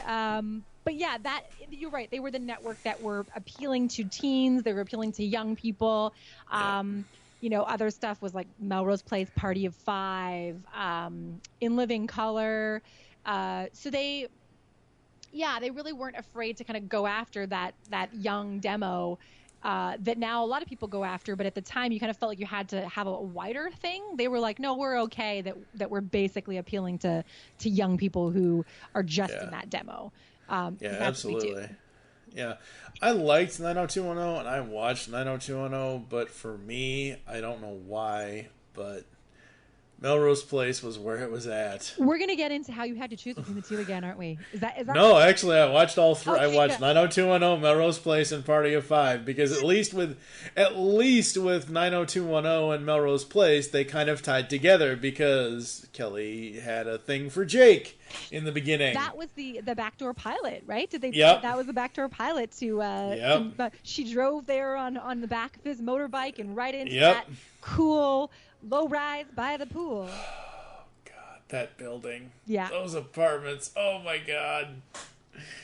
Yeah. Those shows were. Yeah, I was really into all of them, and they just felt like they were designed for me rather than for adults. So which I appreciated. I mean, yeah, Party of Five was this strange thing. It was great. It was a great show. I don't want to say anything negative about it because I don't have anything negative about it to say, but it was one of those strange animals where that was kind of the first, I think, at least on Fox, the first 90s show where they put technically 4 out of the 5 children, because you can't really fault baby Owen. Between Charlie and Julia and Bailey and Claudia. I'm impressed you know all their names. I had forgotten all of that. Yeah, I'm a useless fountain of knowledge over here. Between those 4, character actors and those actors and those characters and that, and just putting them on TV and having to keep up with because all of their interests and exploits were all different. The only thing that really brought the entire family together was the Salinger restaurant. Yeah. And just the whole show, I absolutely loved it. With Melrose Place, when it hit Netflix and then it went off Netflix a while ago and went to Hulu. I don't know if it's still on Hulu or not. I went back and I watched through the first 2 seasons a couple of years ago, and I cannot believe how long that Keith storyline took. I don't remember a single storyline. I remember that I really wanted Billy to be with Allison. Oh, and that woman who kept coming back from the dead all the time, the one who ended up on Desperate Housewives. That was Kimberly. Yep, that was Marsha Cross. Right, that's Kimberly. Actually when I kind of didn't like I liked the first couple of seasons of Melrose Place when it was a little bit, they were trying to ground it in that same, because 90210 for the most part, for most of its seasons, was always a little bit like, here are real teens with real problems. Brandon always dated a new girl every week that had an issue. Brandon, his job essentially was to date a girl and learn about issues. This is the girl that's an alcoholic. This is the girl with a baby. This is the girl who lives on the wrong side of the tracks. This is the girl who is a professional figure skater and never has time for anything else but figure skating. Wait, he dated Nancy Kerrigan? You better watch out. Tanya Harding might come after them. Right. But they did try to ground it in a sense that these were sort of real kids. And it got really soapy once the parents left the show, and then it was just like a revolving door of musical beds. But before that, it kind of had a grounding. And Melrose Place tried to do that. And then Melrose Place realized that their audience actually was people who wanted to see other people fake drown in pools. And so, and then come back with new faces and wigs. And that's when I kind of lost interest, because I was not into that. But oh no, I loved all of that. I think I checked out around season 4 or so, but right after Rob Estes joined. Rob Estes and Lisa Rinna joined the cast. After they did, I liked their characters because I liked Rob from Silk Stockings. Right. So that was okay, but with so bad. One of my favorite episodes of 90210 is the graduation episode. Not the episode Donna Martin graduates, but the actual graduation episode where they go up to the cliff and they do the West Beverly High 93 sign and all of that. I loved that episode. That was a season finale, and that was great. It was fantastic. I actually think they actually did play a compilation video at the breakfast graduation of all the girls that Brandon had dated. And I remember even then going, how did you get footage of that? You're really just playing a compilation show to the audience of episodes of the show, but you weren't on those dates. Who filmed those dates? Exactly. My early foray into things they don't really explain properly on TV and just accept that you'll go along with it. Yeah. Because I was like, really? This is not behind the scenes footage. No. Yeah. Fuck. Good. I was going to say one cool thing that they did with 90210 and that thing was they were the first network to start airing these episodes over the summer. They would film extra ones and have a mini summer season sort of these shows. So 90210, a couple of seasons, it was the years where Brandon worked at the beach club, and then the year where Kelly and Brenda went to Paris. So they would actually have 30 episodes a year instead of 22, because they were capitalizing on this teen audience who had nothing else to watch in the summer, because that was when reruns were the thing and they didn't have 10 million reality shows and mid-season shows or summer shows. And I remember that was really cool, because it was so frustrating when you didn't have new episodes. So the fact that they did that with 90210, and it really worked for them. Like, it helped build the audience. It helped, sort of keep that going so that you really just flowed right into the next season. And they did that years later with the OC as well for the first couple of seasons, which, I mean, nobody would make 30 episodes now, but that was kind of a hook that they had. Like, let's just keep this train rolling. Yeah. With 90210, I was like, when a certain Bayside high schooler showed up, I was like, whoa, wow, Kelly Kapowski grew up. Holy crap. Because Tiffany Amber Thiessen, Saved by the Bell, came in as Valerie in 90210. Yeah. Oh, my God. That was sort of the very beginning of them going for the more jugular salacious thing. Yeah. storylines, the more stealing my boyfriend type stuff. Yeah. Yep. All right. Fox also, obviously, animation giant as they, grew on. By 92, they had the X-Men cartoon, X-Men the animated series. They had 94. They had Spider-Man the animated. Basically, Fox and Marvel had a huge deal back then. Obviously, Fox and Marvel still have a huge deal today. And all of that, but just I remember Fox Kids. I remember that first animation block before it eventually became like 4Kids TV or whatever else. And just what was so cool about Fox Animation in the 90s was the Fox Kids block on the TV, and I believe it was either Saturday or Sunday. I think it was Saturday because I don't think they wanted to compete with Casey Kasem on Sundays. It was the Fox Kids Countdown with Chris Leary on the radio. So it was absolutely amazing. But Fox Animation, that was groundbreaking as well as what the rest of that network was doing. And now they've sort of continued their animation thing, but built on but with the adult animated stuff, as we talked about. Yeah. The Seth MacFarlane, Seth MacFarlane times, essentially. Yeah. I'm so not I've seen various episodes of Family Guy. I'm not a fan of that show at all. I'm not a fan either, so we actually agree on that. There we go. It's not. I appreciate some of the smart commentary, but there's also a lot of stuff in there that I think is kind of stupid and also sometimes a little bit misogynistic and other times just like repetitive and dumb. My husband loves it, and he likes to watch it when he goes to sleep, and it drives me nuts because now I have seen a ton of episodes of a show that I don't even like 12 times.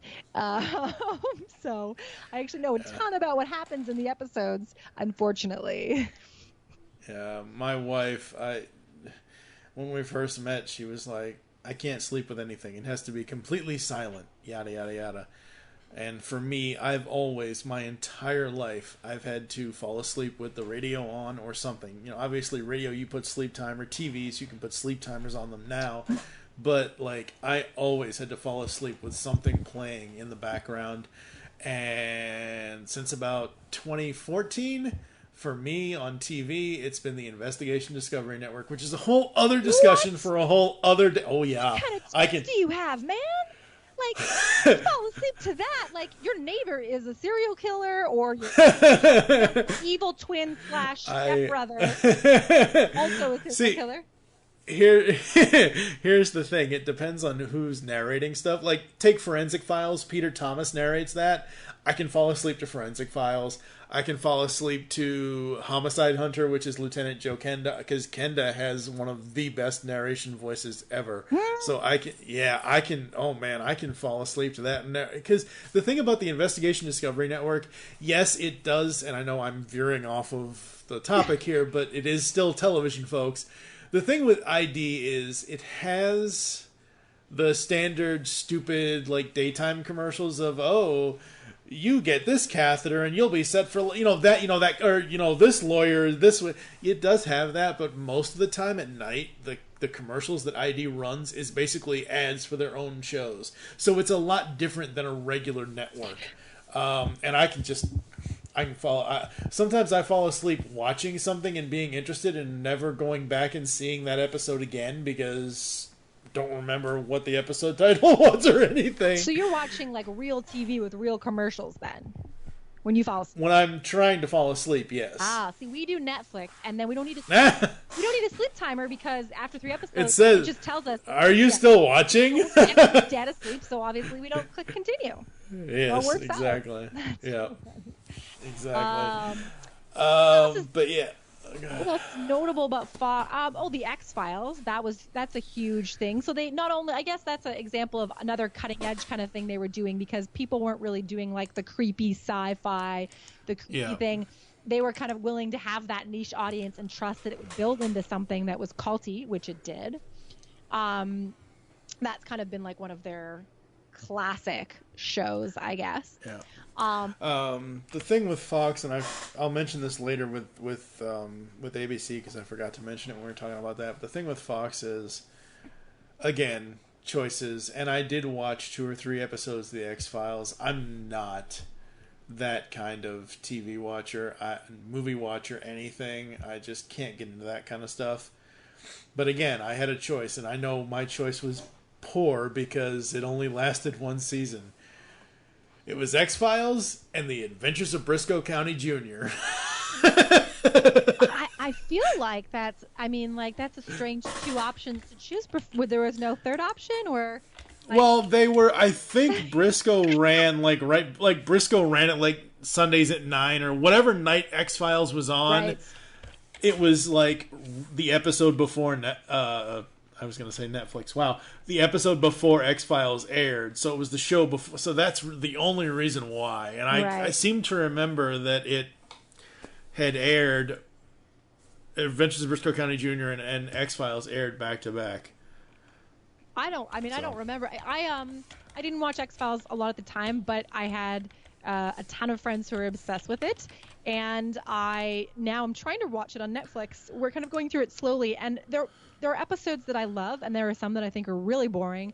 Even though I like both. I like both the characters. Obviously, that was a show that's an example of brilliant casting, right? Like any other 2 people, that show just doesn't work. But creating those characters and those 2 people, I mean, they're both amazing in it, and their pairing is amazing. I believe, and someone correct me if I'm wrong, but the X-Files, instigated the idea of shipping. Like you calling it that, and also I think when you combine people's ship names, I think they had a name. I don't know what it was. It was God. Was it Skulder? That can't be right. Or Mully? Skulder, yeah. I think there may have been Mully or Skulder. There may have been a fan debate about it, but it's certainly like the fanfic was tight. Mm-hmm. So that's a legacy there, and that's another show that's back on the air now. In its 2nd rebooted season, I believe, at the moment. So it lasted multiple seasons after that. Yeah. And then when they moved into the 2000s, you got stuff like the OC I mentioned, House, 24, Prison Break. I always feel like Fox was willing to take risks on like really interesting concepts that other people kind of wouldn't. And maybe that's because their audience was younger, but like they weren't afraid to go for like something that was clearly serialized and, wasn't a procedural, or something that had a really strange format, or something that, just was weird subject matter. And a lot of their shows got canceled after 1 season. I mean, a lot of shows get canceled after 1 season, but a lot of really good shows on Fox got canceled because it's so hard to find that audience and maintain it. When I was going through their list, the thing I noticed was that there were so many shows I loved that were only 1 season long, where there wasn't as many on other networks. A lot of shows that were 1 season, I was like, well, there was a reason for that. But yeah. Yeah, for me it was, once again, my, I guess, following of Tiffany Amber Thiessen. She showed up on the very short-lived 2-season series Fastlane with Peter Fasinelli and Bill Bellamy and all that about the cops out in L.A. and everything else. So there was that. That was 2 seasons. Fox, for me, for shows in the early 2000s, Boston Public. I love that one. I'm still waiting for the damn complete series DVD set. Like, come on already. Or release it to stream somewhere. That's not somewhere, yeah. I don't I've never seen it pop up anywhere, and it is a show that I would really like to revisit, because I know that as far as David E. Kelly shows go, it was kind of considered the bastard stepchild. Like, people were more into Boston Legal or The Practice, but I always liked Boston Public. I thought that was my favorite. Boston Public was amazing because of several things. One was Chi McBride as the principal. Yeah.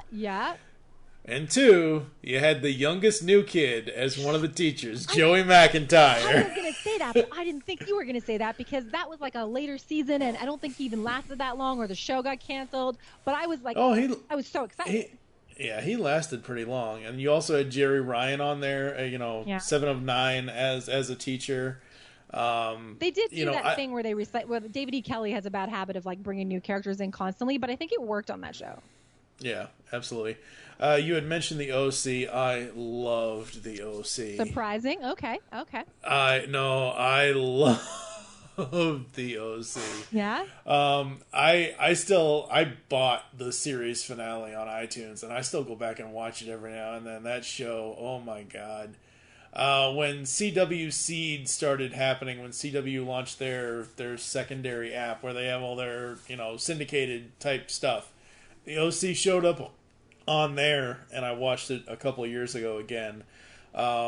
Just those first 2 seasons. Season 3 was kind of weird for me, but don't forget about season 4. Season 4 was pretty good, though. Yeah, I actually liked the Taylor. Like, I thought that was a good... Yeah. Because I never thought Marissa was that interesting, so... Yeah. I mean, nobody did, right? Everyone thought she was kind of, like, melodramatic and annoying, I assume. Yeah. Kind of. Taylor... What's so and the only reason why that I'm even, besides my enjoyment of the OC, that I even want to bring it up now is because it actually ties into later. Because hello, Caitlin shows up at another show as another character on another network. Yes, Willa Ford. I'm like, hey, that's Caitlin from the OC. What are you doing in a second Caitlin from the OC? Because they did have an earlier Caitlin who appeared in an episode. I think it was Cheyenne Woodley. And then... Really? Yes. So at the very beginning of the OC, I think there's like... Maybe it had been the pilot or something. They didn't really know... They weren't planning on really doing anything with that character. And they just cast her. And when they brought the character back and wanted to turn him into like a little teen vixen, I believe Cheyenne was either too young or too young looking or didn't have the right thing. And obviously she went on to be like a very successful actress as well. But it was something to do with, sometimes they think ahead, and sometimes they're just like, oh, this is a throwaway part, and then they realize they want to do something with that character, and they have to recast it because they didn't have the right person to really do what they wanted to do with it. I believe that. I could be completely wrong, but I'm pretty sure that's the 2B. I know there was another actress. I'm pretty sure it's Cheyenne Woodley. So Interesting. But this cast, I mean, Peter Gallagher, Kelly Rowan as the Coens, as the parents, Ben McKenzie as Ryan Atwood. Just the whole show just felt really cool. Like, this to me is what I want to see out of Orange County. I don't want to see Real Housewives. Yeah. To me, what separated it was the dialogue, right? It was absolutely clever writing, quippy. So I think when it was bad for me, it was bad because it got bogged down in the melodrama and didn't have enough of the quippy stuff that made it work. When it worked for me, it balanced the two of those things. It still had, the crazy teen drama plot lines, but it also had the unusual dialogue, the unusual banter, that whole Summer Seth thing, and both parents also being really clever, especially Peter Gallagher. So I think it needed both of those things because otherwise it wouldn't have worked. And I think when it didn't work, maybe in season 3, it was because it didn't have enough of that humor to it. Well, season 3 was when Marissa died, right? That worked. Well, okay, but I'm saying, like, the whole thing with her going down her spiral of being in Mexico and all of that, and the whole... That girl did not know what she wanted. She was obviously a hot not. mess. Yeah. She was a hot mess. She was. And looking at an old photo of this cast and seeing Ben and compared to where he is now on Gotham, I'm like, oh my God, Ryan Atwood really has grown up, hasn't he? And I've never watched Gotham, but I do remember him on Southland. Southland. Yeah, which was great. That was also very adult, comparatively. Yeah, it was. Were there any, I don't think I have any super successes or I mean, the successes are sort of what we talked about. I don't have any major failures for that, although, you know, I mean, they did a lot of things wrong, but there was nothing like particularly stuck out with me. Yeah, no, I mean, it just really depends, because it depends on what type of TV you want to aim at for Fox, because, you know, like I said to you off air, you know, when bears attack, or, you know, America's Funniest Pets, or America's Funniest People, or this or that, or whatever, like 100%. You know. Yeah, there's a billion of those, and they were really guilty of that. And they were guilty of some of the worst of those. When primetime reality shows kind of became a thing, Survivor being the first one, and then they took on different formats. ABC was the one that launched The Bachelor, which launched the modern love dating reality show. But Fox was basically like, oh, could this get any tackier? Yes, hold my beer. And they created some of the worst, just off the top of my head, you know, a guy who pretends he's a millionaire but is secretly broke and trying to woo a bunch of ladies. A girl who thinks she's going to be on The Bachelor but actually is meeting average guys which are not really, they basically proceed to mock people who are overweight, people who are short, people who are nerds, people who have social issues, called Average Joe. And then it's like, can she fall in love with someone even though they're just average? And it's disgusting. There was a show about women who were tricked into dating gay guys. So, I would say that I said to you off air, I feel like, you know, were those failures? It's hard to say because a lot of them were huge successes for Fox, but I think that we can agree that they're moral failures. Oh, yes, absolutely. Once again, talking about the animation, besides the animation domination, the primetime animation with The Simpsons and all of that, just looking through there, I mean, like I said, 1992 with X-Men, but also Batman the Animated Series. I mean, you know, first kind of, you know, primetime cartoon for that. You had, let's see, what else is in here? I really like Bob's Burgers. I think that stands apart from the Seth MacFarlane stuff. It would be my favorite. And also Futurama, which is another Matt, I always pronounce his name wrong, Matt Groening? Is it Matt Groening? Grinding, yeah. I don't know. The creator of The Simpsons, but I kind of enjoy that one. I think the King of the Hill I quite enjoyed often as well. Yeah. So I think the non-Seth MacFarlane stuff is the adult animated non-Seth MacFarlane infra is a little bit more my thing. Absolutely. All right, so let's see here. Oh, I think we're getting to my favorite part. Yeah, I think so too. But first we have to spend time in 1993, 25 years ago. Both of these networks started in the same year. The WB and UPN. Woohoo! I'm so excited. Which would eventually, you know, go on to have a love child named the CDW. Wow, the CW. There we go. Yes. WB. Oh man. Oh my God. God. Good old Michigan J Frog. Right. So, WB, like this, even more so than Fox. Because Fox was kind of like my early teens. That's where everyone wanted to be. And this, though, defined where people wanted to be when I was in high school, the WB. Yeah. Like, it was a place that you wanted to hang out with all those people. So I think that I read, and I could be wrong, that like they used to do, before the launch of the stuff that we're all familiar with, they sort of did a lot of the African-American comedies like Sister Sister and the Wayans Brothers, because then they later started doing comedies like Moesha. So there was that strain and of like kind of the half-hour comedies that were a little bit more sometimes edgy, sometimes a little bit more youthful, like half-hour comedies aimed at teens, right? Which you don't normally see on primetime of the other broadcasters. But their first foray into the world of sort of these teen dramas was actually Seventh Heaven. Yes, and I I'm just going to say this right now. Oh my God, I'm so worried. What are you going to say? While my mom was Roman Catholic and later Baptist and all of that, and Right. I believe in God and heaven and hell and all that. Yeah. I'm so not a churchgoer. I'm not a church person. Oh, okay, so that's fine. Seventh Heaven didn't really appeal to me. I thought we were going to get into a fight about you were like, this is the best show ever, and I was going to be like, I'm out. No. No. Oh, no. I hate it so much. It's one of my least favorite things in the world, and it's the over earnestness of it. It's the schlockiness of it. It just doesn't feel like, who are these people? These are not real people. Like, this is not how teenagers behave around their parents. Like, I don't agree with any of this. Yeah, no. But it was very, very successful for them. Very successful. It remained one of their top-rated shows. It's surprising because you don't think of it as one of their top shows because it wasn't cool.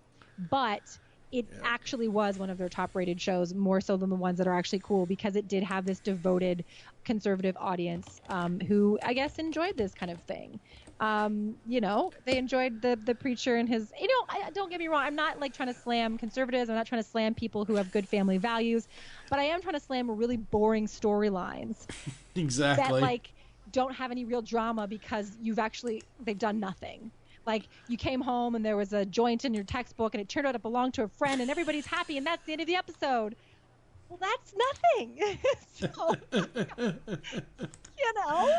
Yeah. Right. So that was their number one. But I think the show that really defined the network, the one that made it a cool place to be, the one that kickstarted everything that came after it was Buffy the Vampire Slayer. Oh, wow. For a second there, I thought you were going to say something else, because that something else is now 20 years old as of this year. Is it Dawson's Creek? Yep. Yes. But Dawson's Creek came later. So Buffy was 1997. Yeah, 97, Yeah. yep. Buffy kind of started the whole vision of the network of what it was going to be from then on, and then that led to stuff like Dawson's Creek, which also was a huge sensation on its own. But, and a ton of shows like it, like Charmed, Felicity, Smallville, Roswell, of course, the spinoff Angel. But, like, that idea of these, teen kind of shows, I guess it was kind of a new iteration of 90210, because Fox had grown up by that point into an adult network. And so this was now where teens wanted to go. Yep. Did you have favorites out of the...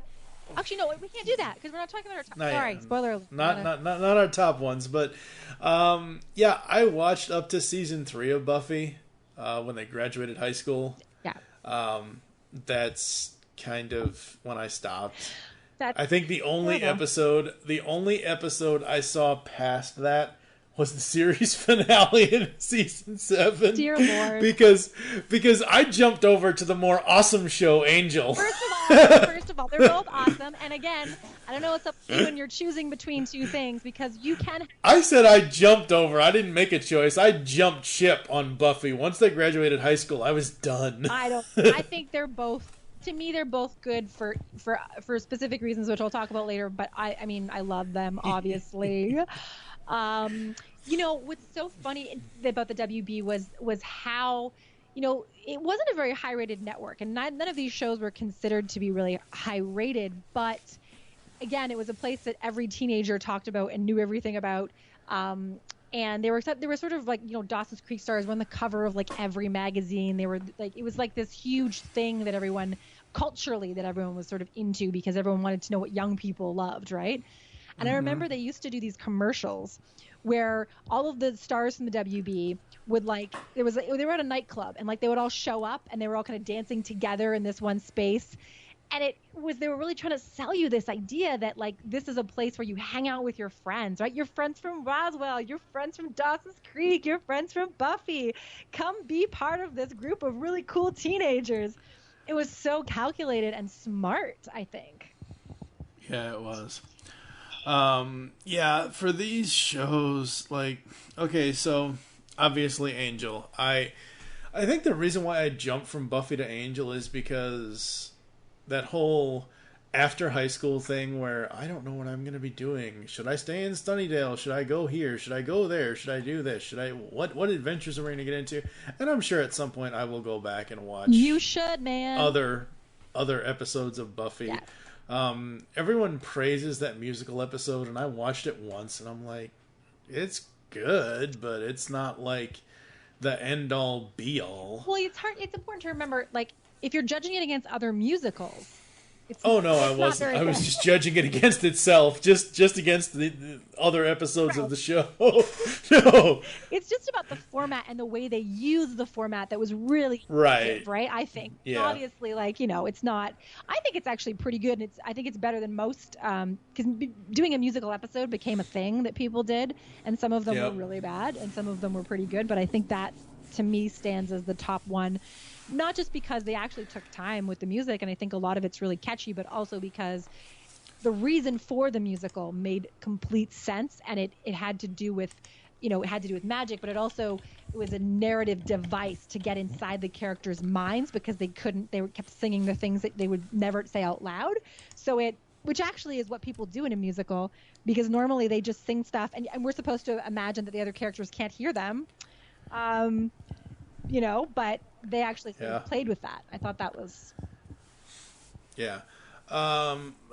Angel, I just like the whole private eye, you know, nighttime kind of thing. And as that show progressed and all of this, like, episode 100, when Lindsay came back and the whole end of the world thing and all of it was just done so well. And actually, the reason why I enjoy Angel more is because Charisma Carpenter as Cordelia jumped over with him, and they actually progressed Cordy as a character more than what she was on Buffy. Like, I get it, Buffy, she was only there through high school, and then she, you know, obviously, you know, followed Angel to LA, but who knows what Cordy would have turned into if she stayed on Buffy. Well, they had to, because she was the second lead essentially in that show for the most part. Obviously, yeah. And Buffy, you know, they progressed Willow a ton. Xander, they didn't really progress a ton. They did a little bit, but, you know, Willow sort of got the most radical change on that show, and some of the other characters. But Cordelia, while she was there, was still somewhat of a side character. So they gave her a little bit of depth, but she was mostly there to be a certain type of person. Whereas on Angel, she was the second lead. She had to develop beyond that, I think. And that was so cool. Yeah, they did a great job. The fact that in season 4 they did the whole Beast storyline with her being taken over by whatever the hell, and all of this and all of that, and Jasmine and everything else. It's so funny because the voice for Jasmine, like the male voice, when... Remember what I'm talking about, right? Yeah, I just watched it recently, actually, Okay, so... The voice that's in people's heads and, like, that speaks to Angel and that speaks to the Beast, Yeah, so that is Peter Renaday. Peter Renaday was the original voice of Master Splinter in the 87 Turtles cartoon. Really? Actually, that sounds kind of familiar. Yes, so absolutely. Funny. Loved that. Yeah. Absolutely love that. But Angel, I love the action in it. I love the things that that Angel had to deal with. I love the fact that they eventually brought Faith back, and to a lesser extent brought Wesley back. I mean, yes, Wesley does grow as a character, and that's great. Are you dissing Wesley? Oh, God. I don't know who's worse, him or Giles. What do you think it's British people? It's not. Okay, well, I mean, that's a whole other conversation. We should obviously have at a later date, because a later date, I have plenty to say about this world, and, you know. Yes, absolutely. But yeah, so, I mean, WB kind of had that vibe, and then they also did, like we mentioned, they kind of did some comedies, and they were known for stuff like Sabrina the Teenage Witch as well, and Reba, other comedies like that. So they had that to a lesser extent on their schedule. And then sort of in the early 2000s, they tried to broaden a little bit with successfully with stuff like the Gilmore Girls, because it was more multi-generational. So kind of like Seventh Heaven is multi-generational, except not awful. That was a big success for them. Yep. But they kind of hit that snag because once their hit shows started aging and their original audience was getting out of college, so right around the time 2000, 2003, 2004, then they kind of ended up in trouble ratings wise because they weren't able to kind of hit that sweet spot, and they weren't getting the young hip kids anymore. Yeah, because Smallville can only take you so far. Well, I mean, yeah, it's really hard. It's really hard to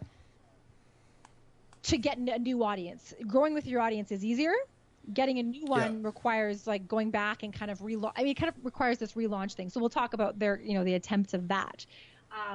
Sort of the last thing that premiered on the WB that was a big success was Supernatural, which I mean, it's crazy to think that premiered on the WB, but it did. In 2005, the last year of the WB, Supernatural premiered, and when we talk about CW, we can talk about the fact that it's still on. It's still on. That's crazy. I always felt the WB was more female-focused, but it's interesting to hear that, I mean, obviously you watched a lot of these shows, so maybe it wasn't as female-focused as I thought. I guess I only say that because up until Smallville, it sort of felt like most of their leads were women. Yeah. And I mean, like I said, Angel kind of, I mean, and technically, Pacey and what's his name? Yeah, but that was Pacey and Dawson, but that's a completely other thing. I think they were girly men. They should talk to Hans and Franz because they are girly men. Sorry, it's a bad Saturday Night Live joke. Oh God! In a negative way, I just mean that the show sort of felt like it had the sensibility of how females wanted people to speak and be emotional, rather than how men actually talk to each other. I think maybe. Yep, absolutely. But yeah, I mean, Smallville was a huge hit, and they did do things right. They did. What's strange to me is that, holy crap, Green Arrow is now Kevin Pearson. Yeah, I always loved that version of the Green Arrow, the one that wasn't so mad all the time, I guess. Like, I know that obviously they're going to do a different thing with it, but he was kind of like the sassy, fun, sarcastic guy, the guy with a twinkle in his eye. That's much more a character that I want to follow than the doom and gloom guy, I think. Yeah. But yeah, I mean, Smallville, I liked it up to a certain point, and then I kind of dropped. I think I liked it up to about season 5. I dropped off for season 6. Of course, bringing in Supergirl in season 7 means I would, come back to it, and then obviously season 8, 9, and 10. I don't know. The WB also had, very short-lived, only had one season. This probably could be considered one of their biggest failures.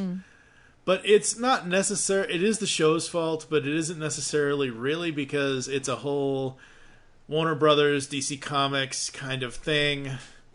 Apparently, since Adam West, you can't have Batman on television for some odd reason. But the WB decided to do Birds of Prey. Was that any good?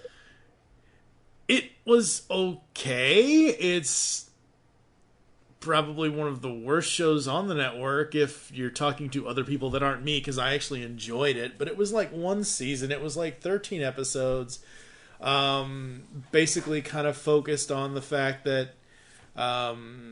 Helena Huntress is basically she's Batman and Catwoman's daughter or something or other. And you bring in like Aunt Laurel or something, like an adult version of Black Canary shows up, and it turns out to be Rebecca Donaldson, or I should say Rebecca Donaldson, whatever Jesse's last name was. It's Lori Loughlin, essentially. Oh, right, yes. Okay. So, it was all right. It's kind of a cult thing at this point. Yeah. Like, people, it's one of those guilty pleasure, like, oh, I kind of want to, not really, but I kind of want to watch this and remember this and whatever. But, I mean, unless it's animation, like, live-action Batman stuff on television has always been frowned upon. I don't know why. There's some deal somewhere that says you can't have Look at Gotham. Well, don't look at Gotham, but look at Gotham. I mean, it's young Bruce Wayne. Like, there's no nothing. There's like they hint at the Joker. They show versions of the Joker. Obviously, Mackenzie plays Jim Gordon, not necessarily Commissioner, but in the younger days, kind of a thing. Gotham is essentially Law and Order with Batman characters. So, you think this is I always assume that it was a creative choice that people made because they either didn't want to take it on or they wanted to do a different way. You actually think that it's like a deal? I think it's something to do with the deal that they had. It's something. I forget. There was some whole bat embargo that had happened at one point where you could not... No, I'm not kidding. It is a thing. It is a thing, and I don't know why, but... Okay.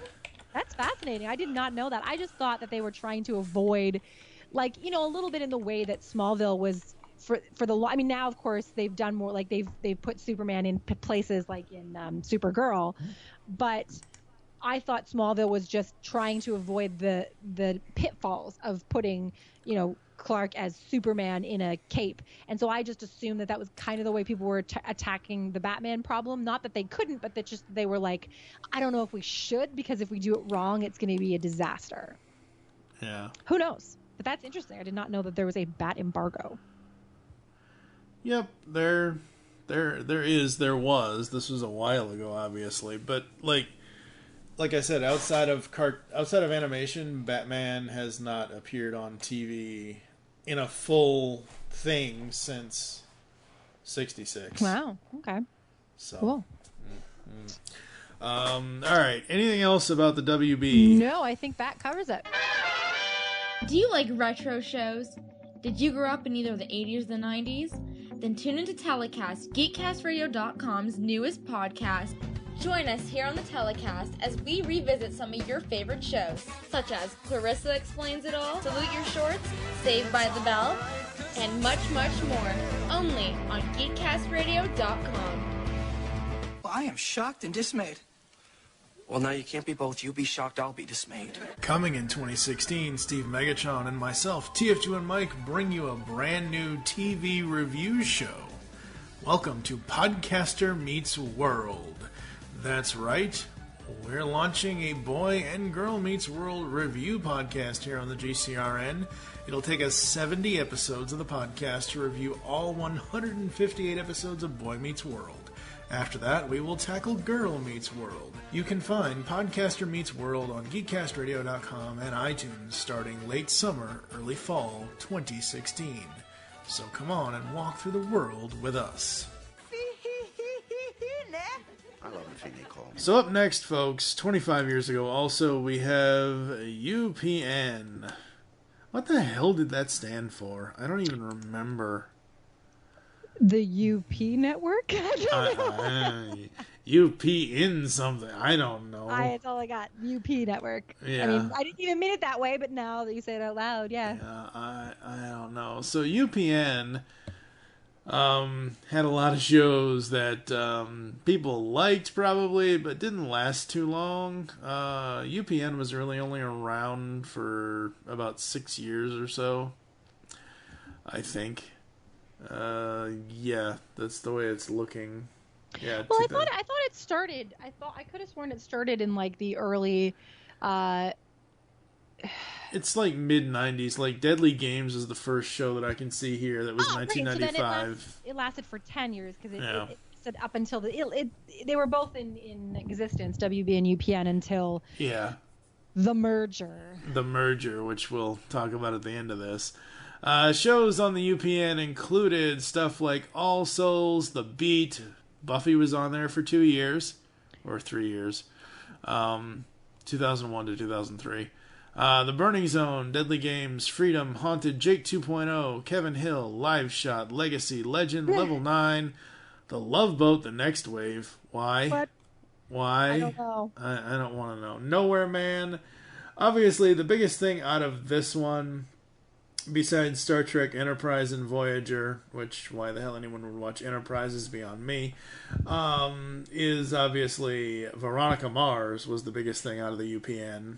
Well, I mean, here's the thing. It's not so much because it did not rate at all. So no, it was a very, very poorly rated show. And I think, to me, UPN, like, I have heard of some of the shows that you just mentioned. I have never watched any of them.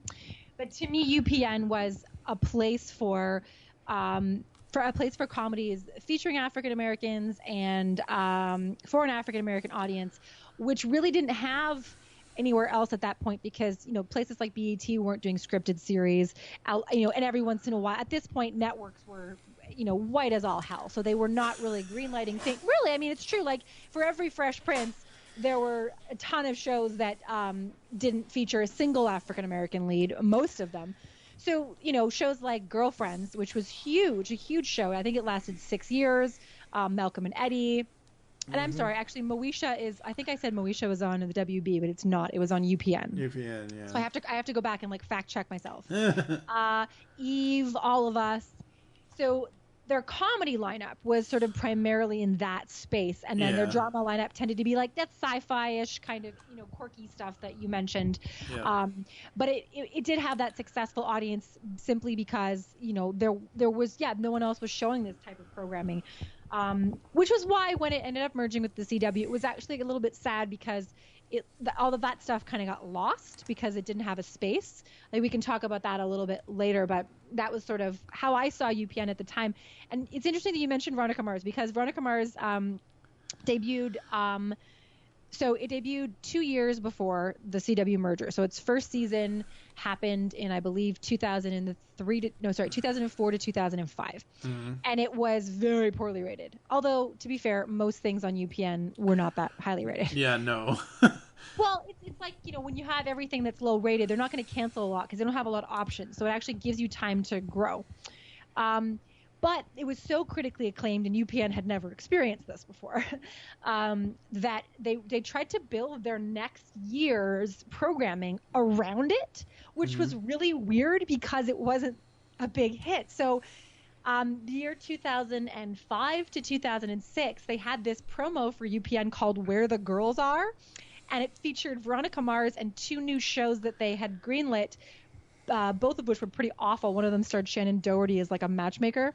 But I just found that to be a really weird choice because, yes, I know they wanted to, parlay that critical success into a different vision for the network. But also, if no one's watching the show, I don't think you can really use it as a lead-in for other things, right? So it was a little bit strange. Yeah, it was very strange.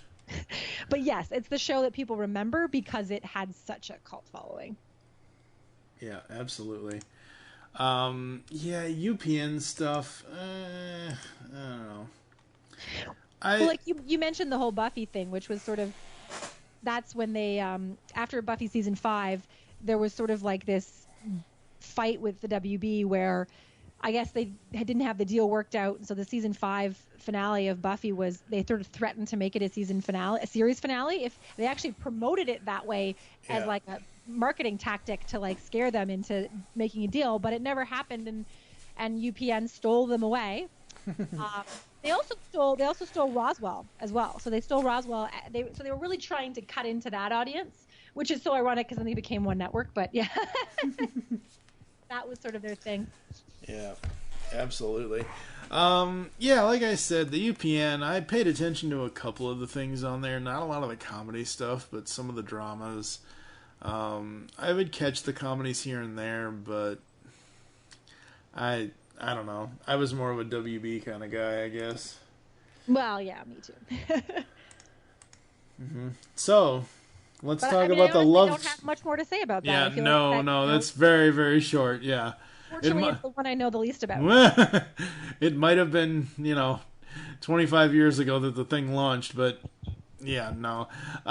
So about 11 or 12 years ago, they had a love child called the CW. Woohoo! Yep. And about 6 years ago, the superhero shows started. Yeah. So I have the beginning of the CW. That's very interesting because when they launched the CW, it was kind of it's so fascinating to me because it was such a unique opportunity, but it was such a disaster because when they launched it, they literally had one new show that year. It was called because what they had done was they had combined some of the stuff from UPN, some of the stuff from the WB, mostly the WB, although they still had a comedy block at that point. They had I think All About Us and Eve. They had Everybody Hates Chris from UPN, which we did not mention, but was a great show. I actually did watch that, and it was a really critically acclaimed, clever show. It was loosely based on Chris Rock's childhood, but very, very funny show with Terry Crews as the father. Mm-hmm.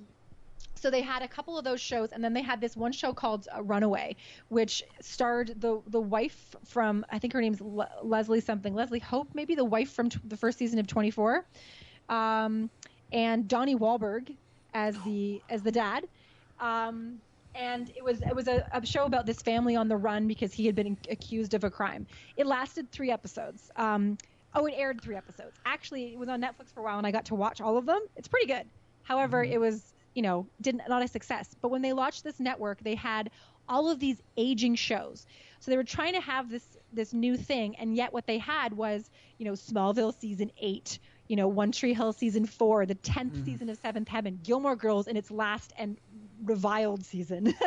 And then they had stuff like Veronica Mars, which they were trying to pair with the Gilmore Girls and create this thing, which again, nobody had really watched, even though it was a great show. So it was a really bizarre thing. The only thing that really stood out was Supernatural, which was an almost brand new series that was in its 2nd season, that kind of gave them something, because otherwise it was like the same, lagging ratings that had been on the WB, because all of those shows had already started to slide in the ratings by the time they launched this new network with all of these shows that were like over 6 years old. Mm-hmm. It was very weird. Very weird. Yeah, it was very, very, very weird. I don't know, but the CW since then, though, with their own content and all of that, it's been really good. I think so too. Although I'm not a big fan of their superhero stuff. I think probably as much as you are, but I think that helped them relaunch a little bit. Like that when Arrow came out, I think that they had been sort of, ever since they launched, they had been on this weird space where all of those shows finally got canceled and they had nothing new that everyone was really excited about, probably until Arrow made its big debut. Yeah. I love the CW superhero shows, but certain parts of certain ones of those shows, like, I will maintain my opinion, Arrow season 1 and season 2 are great. Seasons 3, 4, and 5 are absolutely awful, horrible to mediocre. Because season 3 they tried to pull a Batman. Season 4 they tried to pull an Owlicity, or whatever the hell ship name you want to give Oliver and Felicity. Season 5 was just weird. Season 6 is kind of back on form with season 1 and 2, so that's great. But I think it was season 3? Yeah, I think it was season 3 that they lit up and did The Flash, because they introduced The Flash in The Scientist, and it's like season 3, episode 8 and 9, I believe. I think one of the episodes was called The Scientist. So basically, it's a backdoor into what The Flash is going to be. Same thing with The Flash, doing that to Legends and all that. Supergirl was a slightly different animal, because Supergirl originally started on CBS and then went to the CW. Yeah. Supergirl, I liked it in the beginning. Season 3 is just abysmal. Well, I haven't gotten to season 3 yet, so okay. I'm on the very last episode of season 2 because I'm watching it on Netflix. Okay, well. So I heard you ranting. I saw you ranting about it earlier on Facebook. I don't know. And also, I know that everyone hates Mon-El, but I so far love him. So I don't know. Am I weird? Maybe I'm weird. No, it's not. It's not about Mon-El at this point. Oh no, it is for women. People are like, no. So anti-feminist. God like, yes, hating but him a lot. what I'm saying is, for me, why I think the show is currently really, really bad. And okay, so for the longest time, if you asked me what my favorite of the superhero shows would be, it would rotate between Flash and Legends being 1 or 2. Flash has pretty much always been in my number 1 spot. Yeah. Flash, let's say Flash, Legends. Hey, you're giving me your top 5 already, no, man. No, I'm not. I'm kidding. I might be. You never know. I would then say Supergirl and Arrow or whatever, but basically Arrow and Supergirl have kind of switched, where Supergirl is just meh at this point, and Arrow's gotten a hell of a lot better this year. Yeah. It's Karen and I, we groan at Supergirl so much, and we don't know why we still watch it. It's just so bad. Well, yeah, I mean, I haven't gotten there. I know that some people didn't like season 2 either, which I really did enjoy it. So it's hard to say. Season 2 is okay. Yeah, I think that it's worth noting that, you know, whatever you think of all of these properties, they've certainly done a much more successful job at creating a DC world on the CW with these properties than they have in the films. I Absolutely. mean, No, I've always... Of course, not talking about like classic DC films like the original Supermans and various iterations of Batman before the Ben current. Affleck. The current state of the DC film universe. Yeah, I absolutely agree. Other than Wonder Woman, it's a pretty big disaster. Yeah, it is a very much big disaster, but I've always said that television is where DC lies with CW. It's the best it can be. I think that's true. I mean, I think I do respect that. I think there's varying levels of success there, and everyone has their own opinions and thoughts on different shows. You know, I worry a little bit from my perspective that because the CW, although this is changing because they're going to start adding Sunday programming next year, because the CW, you know, does only 8 and 9 program. They only do 8 o'clock shows, 9 o'clock shows. They don't do 10 o'clock shows, and they only do the 5 days a week. It sort of sometimes feels to me like the CW is becoming this DC superhero network, and I find that a little frustrating because I like a little more variety in my broadcasters. But I will say that, you know, they have done a pretty good job, and stuff like Legends to me is the most impressive because the first season of that was just boring to me. That whole plot line, it was too serious. They didn't know what they were doing, and then when they finally got into that second season and they realized, oh, this show is a campy show. This is a campy nut show that we have to be doing, and it worked. All of a sudden, they really knew what they were doing.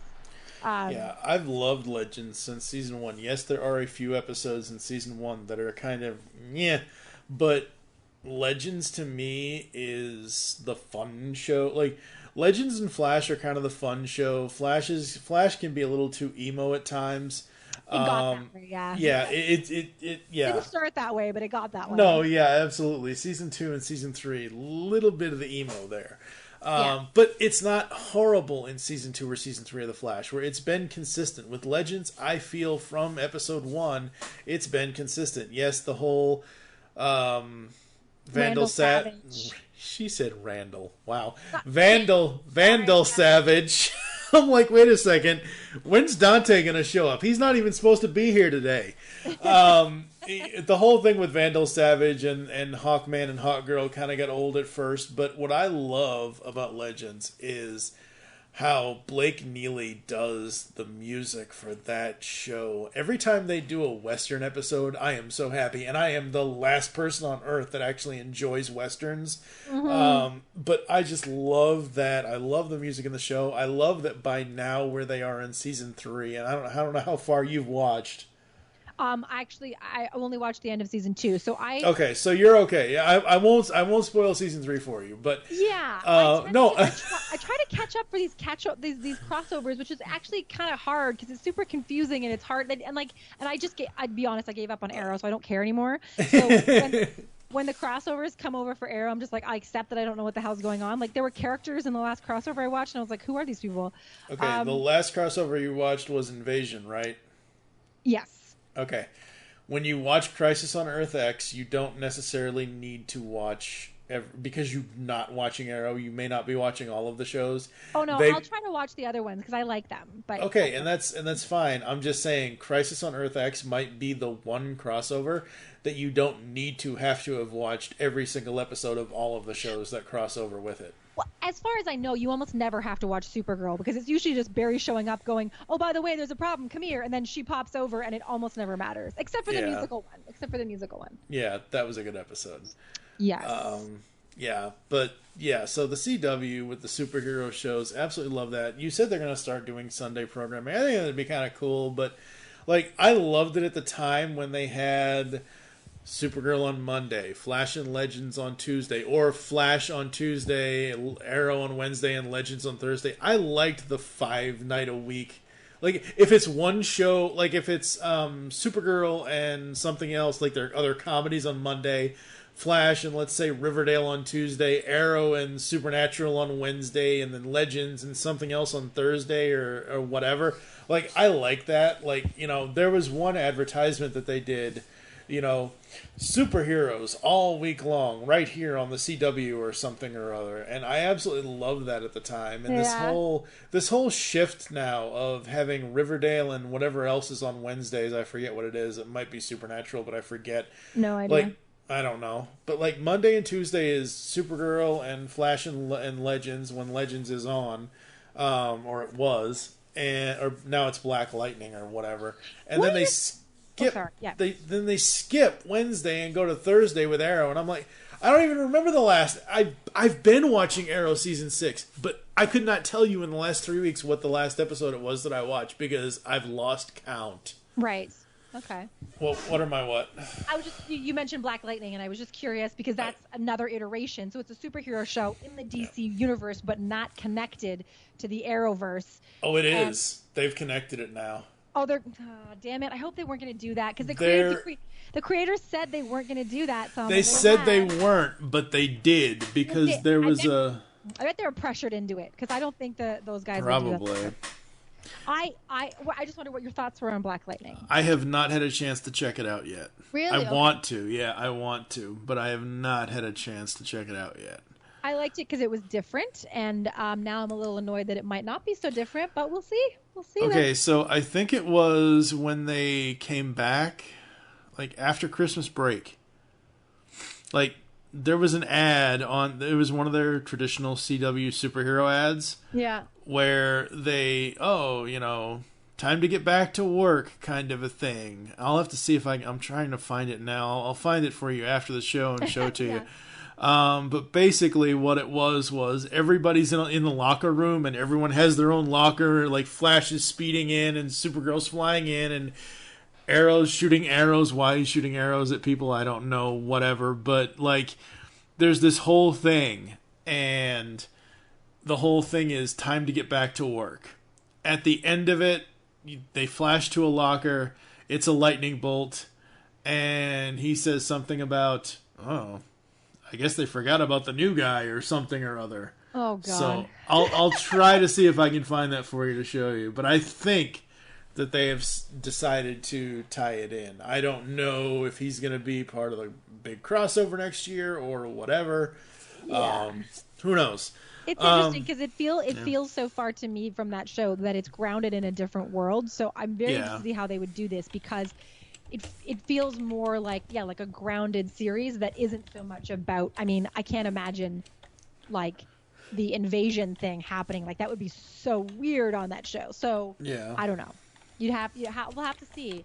Another thing to note about the CW is, as I mentioned, they came over when they merged with some comedy shows. So I think there was one night where they had 4 comedy shows, all brought over from UPN, I believe. There might have been one new comedy that year, and they decided to ditch that, I believe. By the next year, they had cut it down to 2. And then they got rid of the comedy department altogether to focus on drama. And so they've never really revisited that since, which is, it's interesting. They're the only network that doesn't have half-hour shows. It would be interesting to see what they would do with that. I think they're pretty full with Sunday programming. Who knows? But they're also famous for not canceling anything. Yeah. And I think it's because if they like, I mean, they'll cancel some things, don't get me wrong, but they will premiere, a bunch of new shows, and almost all of them will get renewed except for maybe one. And I think this year it'll be Valor that doesn't get renewed. I'm pretty sure that's already happened. I actually don't know. But I mean, they renewed Dynasty, and I was thinking, like, the new Dynasty, and I thought, well, why on earth would you do that? But they did. Yeah. And I think it's because they tend to do this thing where they will, they'll air things for half the year on purpose rather than they never show repeats almost. And they give these things time to grow. iZombie is a show that has never delivered ratings for them, and yet it's been back in its third season now. The 100, same thing. And I appreciate it because I like these shows, but I do marvel a little bit at the business model, because I think, yeah, where are your slots? You have no slots left, and you keep on giving these things a second life. And so that's just kind of their MO, is that if something is really poorly rated on the CW, and now my favorite show on the CW, which I'll talk about my top 5, is the lowest rated show on the CW. That's not good. So no, but it's okay because it's already been renewed for season 4. So I guess what I'm saying is I'm actually quite happy that they do that, because otherwise I would be in trouble. I would lose all my shows. Yes, you would. So, yeah, that's the CW for me. I thought it was a fun little love child, and there's a lot of current shows on it that I adore for their ingenuity and stuff like that. Well, I'll talk about that. Yeah, absolutely. So we're going to take a quick break, folks. We're going to come back after this with our top 5 shows from each of these networks. We'll be back in a moment. Kid? Yes? Shut up. Beyond the Night is the GCRN's latest review podcast. We are covering everything in the Knight Rider television universe, from the classic 80s TV series to the 1991 reunion film, Team Knight Rider, and the 2008 relaunch series as well. So join TFG1Mike and Dion the Music Man as they go in-depth and Beyond the Night, only on Geekcast Radio Network. You can find Beyond the Night in iTunes and on www.geekcastradio.com. Kid? Yes, Michael. Just keep driving. Hello, geeks and geekettes! Looking for a podcast that covers a vast array of topics? Then check out Altered Geek Unleashed, where we discuss our thoughts on this week's geeky news, tech, gaming, television shows, movies, cartoons, comics, and more. So, get altered, get geeky with the Altered Geeks, every Friday on the Geekcast Radio Network. Because the world needs another movie podcast. The Geekcast Radio Network presents for your listening pleasure the Cinema Geek. Hosted by Amanda, Kevin, Matt, and Dan. Each week we dive headfirst in the landscape of movies as we discuss movie news, play movie games, go in-depth on reviews, and even have a top 10 countdown or two. Also, don't miss our director retrospective series, where we review noted directors' movies film by film. Bottom line is, if you love movies and love podcasts, you need to experience the Cinema Geeks. You can find us on iTunes, Blog Talk Radio, or GeekCastRadio.com. Alright, folks, it is time for our final part of the episode. I know we've been going a long time, but hey, this is a big topic to talk about. It's time for the TV Top 5s. Each of us have made our own Top 5 lists of our favorite shows from each of the networks. We have not seen each other's lists at all, so these are going to be complete surprises to both of us. We're going to start with NBC first for Top 5. What is your number 5? Okay, just to be clear, I didn't know they were supposed to be in a specific order, and I can't Sophie's Choice my TV children like that. So they're just 5 in no particular order. I cannot be doing that. That would kill me. It would kill me to narrow this down to 5. If I had to put them in an order, I'd be dead right now. So I'm just gonna say them. So my top 5 are The Good Place, Scrubs, Parks and Recreation, Friday Night Lights, and The West Wing. Okay. Those are my my top 5, and I guess I don't know if we're supposed to give reasons. Yeah, absolutely. Yeah. Sure. So, because I don't think we talked about any of these when we talked about NBC. You may note that my top 5 lists tend to not be always the most popular shows. The Good Place is currently on, and so far it's aired 2 seasons, and it's just so inventive. And I kind of like to include something current that's currently airing if there is something that I think is brilliant. So that's kind of my current contribution. Scrubs. I don't know if you're a Scrubs fan, but it's a brilliant comedy that was always kind of like a middling rating success. It aired for 8 years on NBC before jumping over to ABC for what we don't like to consider part of the original show. We like to call it Scrubs: The New Class because it was just a weird mashup of people that, new characters and, whatnot. So that's when it was on Netflix in Canada, which it is no longer. That was my bedtime show. And then they took it off Netflix and I had a heart attack. And I don't know who I can write to, but somebody better put that crap back on because it's upsetting. Parks and Rec, another NBC comedy, huge critical success, mildly successful in the ratings. Another show that I have rewatched many times. Friday Night Lights, another critical success and pretty poorly rated show that actually kind of I think it paired with DirecTV in the last couple seasons. So DirecTV would air it first and NBC would air it second because DirecTV put up part of the money to keep it on the air for 5 seasons. Brilliant drama. And The West Wing, which was a huge success in both fields, like Emmys up the wazoo. Aaron Sorkin, who is probably my top favorite writer of all time. I'm actually rewatching it right now. It lasted 7 seasons, and it's just a brilliant show. I don't know. Are any of those shows that you have A, watched or B, appreciate? I appreciate almost all TV, but I have not seen almost all TV. So I've wanted to get into The West Wing, but I just have not yet. So I don't know. Again, have to make a choice because there's just too much. Of course, I'm just curious. Just way too much. Yeah, some of them I have seen, some of them I haven't. Are you a fan of Scrubs at all? Oh yeah, I love Scrubs. Scrubs was awesome. Yeah. Scrubs was cool. Scrubs is probably the greatest comedy version of ER. Oh yeah, great, love it. I love it. Yeah, I love Scrubs. For me, unlike Jen, I can actually rank my shows and make choices. Okay, well, I know because all you've talked about this whole episode is the difficult choices you've made, so I'm not surprised. Number 5 for NBC is Seinfeld. I mean, it's a show about nothing that is absolutely hilarious, and it's funnier than Friends, and it doesn't have Phoebe, who annoys the hell out of me. Between the Festivus for the rest of us, between anything Kramer does, Elaine's bad dancing, the comedy stand-up stuff that Jerry does in between, the Bizarro Jerry world, that was a great episode. I just absolutely love Seinfeld. It's just so damn good. And then number 4 would be Mad About You. Talk about a comedy about relationships, or at least one relationship. I love Paul and Jamie Buckman. These two characters are just absolutely hilarious. Number 3 would be the A-Team. I just love it when a plan comes together. Between Hannibal and Murdoch and Faceman and, of course, B.A., I pity the fool. Which the sad thing is, I don't think he said that maybe once the entire series. I just don't think Mr. Really? T said... I think he said it once throughout the entire series. Yeah.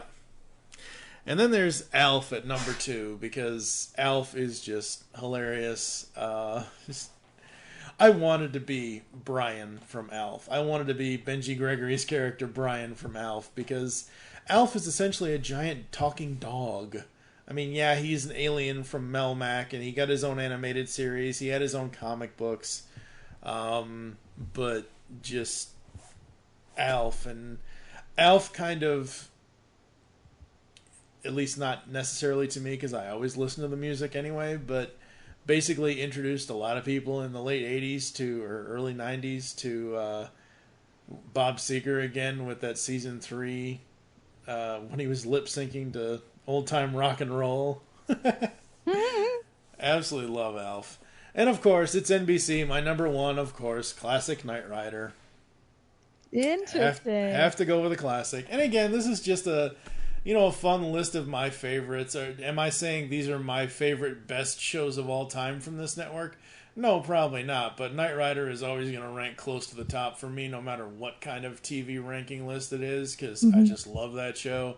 Like I said, it has episodes that really had reached out to me as a kid. And it was an action show. It was, hey, jump in my car and, turbo boost around the room. That's right. You can't not do that when someone says get in my car. Well, that's interesting. Yeah, I mean, your list is all pre 98 or so, right? Yeah, pretty my much. List, yeah. There's nothing after 1999. West Wing debuted in 1999, so majority of it happened in the new millennium, and pretty much everything else did. Did you have any honorable mentions? Because I, again, terrible at. I mean, I love so many things, and I hate having to choose between them. So I had a couple of honorable mentions. I put I had honorable mentions for This Is Us and Parenthood, for both making the most amount of tears come out of my eyes ever. I honorable mentioned The Cosby Show because, as I said earlier, that's where I kind of drew the line. Like, it would have been on my list for sure as one of the top shows, but I kind of felt a little bit icky putting it on the list. I still love it, but I just didn't want to put it on the top 5. And the Golden Girls, because those lady bosses are totally still my idols. So those were kind of my honorable mentions. Were there any that almost made it for you?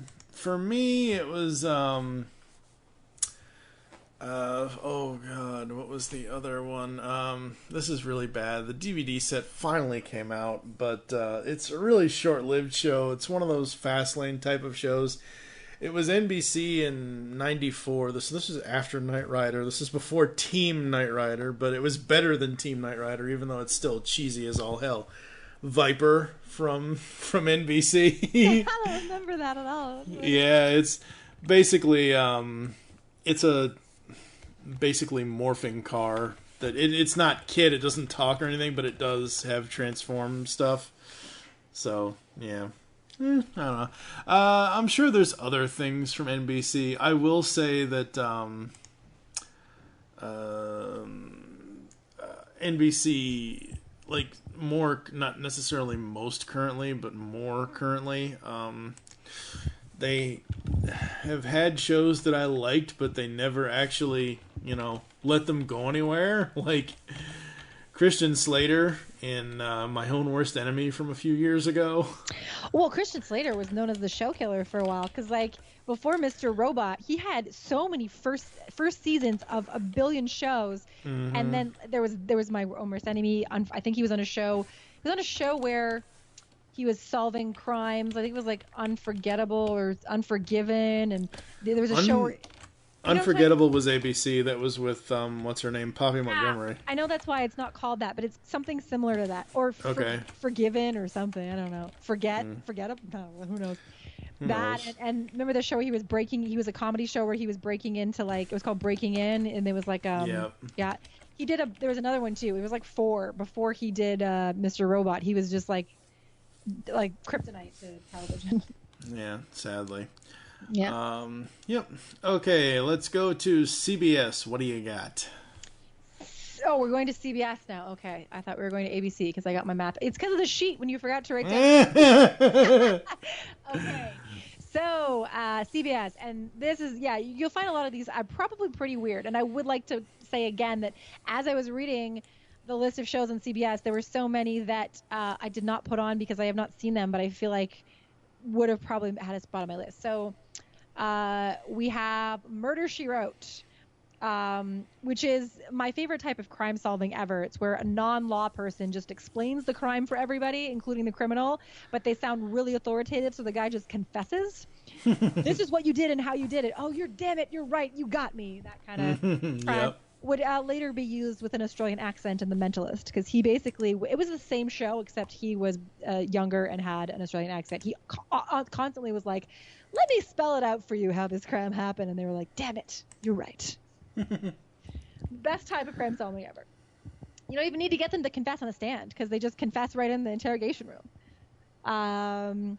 Life in Pieces, which is a current comedy. I don't know if you've seen it, but it's family comedy that kind of has 4 different stories in the same family that sometimes intertwine, sometimes they don't, but it's all kind of like little mini episodes, mini kind of stories within one family. I think it's so relatable. Cast is insane. It's got Colin Hanks and Diane Wiest and James Brolin and several other amazing people. It's still on. It just got renewed. It's one of the only comedies on CBS that is kind of not a traditional type comedy, and I love it. Joan of Arcadia. There's a 2-season show from the early 2000s where a young girl believes that she is speaking to God because God comes and tells her that she's speaking to God. God looks different in every episode. Sometimes it's an old lady. Sometimes it's just random people being God. But she always knows who God is. It was really critically acclaimed, very clever. It just kind of lost its steam in the 2nd season and never really got to do anything else. And I was always really disappointed because it was very interesting. I Love Lucy, probably the oldest thing and one of the only older things on my list. But I feel like you just can't. To me, it's just like something you have to include. Like if I had a list on CBS and it didn't have I Love Lucy, I would feel weird. So that's sort of why it's on there. It's just classic. And actually, I can say this one is my number one if I had to order them. The Good Wife. So The Good Wife aired, I believe, 8 full seasons, 7 or 8. It ran off the air maybe 2 years ago. It was with a lawyer whose husband goes to jail for maybe the first season, and she goes back to law school she goes back to being a lawyer. She was technically a lawyer but had not practiced in years, and it's all about the firm and the different characters. I think it's the first show that I've watched where the interpersonal dynamics are as intriguing as the cases. Normally one or the other of those things is better. The cases are either really stupid and it's all about the relationships and the drama, or it's all about the cases and the people are kind of boring or don't have personal lives. Every element of the show, from the lawyers that she faced, from the judges that would rotate, and they all had these insane personalities. Everything was so detailed and perfect. I think and they reinvented it every season somehow, and it always kept its steam until the very end. I think it's probably one of my top shows of all time, but definitely number one on CBS. Awesome. All right, CBS for me. Well, I'm just gonna go for it. I don't care.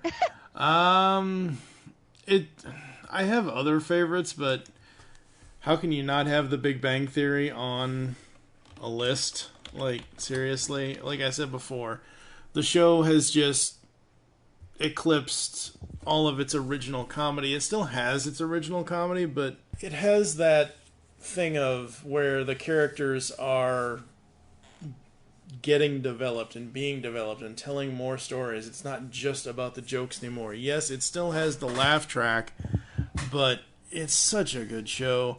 Number 4 would be Bull with Michael Weatherly. Absolutely love that. It's essentially Tony DiNozzo as a trial scientist, even though I know it's a completely different character.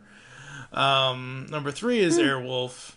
It's a giant attack helicopter. It's absolutely amazing.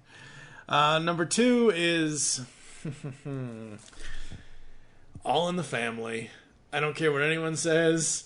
Archie Bunker spoke his mind, folks. We don't live in a world like that anymore where you can do that. Listen, the workings of nature won't wait for no deadbeat who takes all morning to shave. And number 1 is Nash Bridges. Well, back to that. That's great. Yeah. So a few more modern shows on that list for you, for sure. Yeah, a few more. Yep. Yeah. Did you have any almost mentions on your radar? For CBS, not really. I was looking and looking for other honorable mentions from them. But nah, probably not. What about you? Any other honorables for you? Well, yeah, like I said, a ton that I didn't see. Like I wrote down Cagney and Lacey because I was like, I feel like obviously I would love this show, WKRP in Cincinnati, and stuff like All in the Family. Like I just haven't watched it, and I'm sure it's brilliant. But the main one is How I Met Your Mother, because it would have 100% been on this list if it hadn't produced a finale that made me want to break everything. So it like went through all 9 seasons and then just screwed it up in the end. But I still love it. I can't put it on the best of list because I think they bungled the ending so badly. It's just, and you know how frustrating it is when that happens. Oh, yeah. Yeah. Yep, absolutely. All right, now we can get to ABC, your favorite. Yes. Am I going first? Yes, you're going first. All right, so I have Soap, which I already mentioned before, which was the sort of half-hour parody of soap operas with this crazy families, I should say, tons of different characters. It was exactly, the format of a soap opera, except funny and hysterical. But it also did have a lot of real moments and real heart and tackled real issues, and it was just, I don't think there's ever been anything like it on television, for sure. Also, Murder One.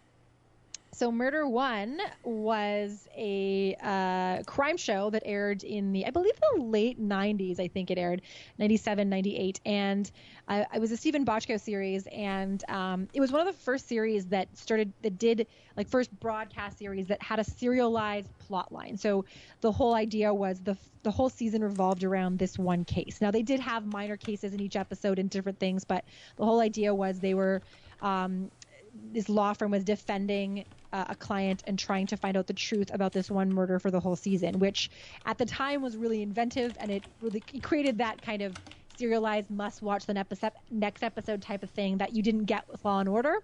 So that was kind of a landmark moment for me. That really drew me in. Then I have Lois and Clark, which, admittedly, when I watch it now, I can't say that it necessarily that it lives up to today's standards of what I would think would be a brilliant show now, but it was such a likable show, and those two characters, they're a perfect romantic comedy. I mean, it essentially took Superman and turned it into a romantic comedy, which is not something that you would normally imagine, but that's what it was. I mean, Superman was almost superfluous, it was about Clark, and I really liked how it was about the real people and the real dynamics behind that. And it was clever and funny, and the villains were great, and it was just an enjoyable show, even though, it can be a little hokey when you rewatch it, but I have very fond memories of it. My mom and I used to watch it together. It was huge for me. And then Sports Night. So Sports Night is, if anybody doesn't know, it is a 2-season series, also by Aaron Sorkin, my all-time favorite TV writer. It aired from 1998 to 2000, and it was a comedy set in the world of sports broadcasting. It was shot as a single camera in a strange way at the time. People weren't really doing that. It tried to have a laugh track because the studio made them, and it didn't work, and they cut it out because it was inventive. It did the walk and talk and the speaking 90 miles an hour type conversation. And it was just, again, not like anything that came before it. And really nothing since is identical to it.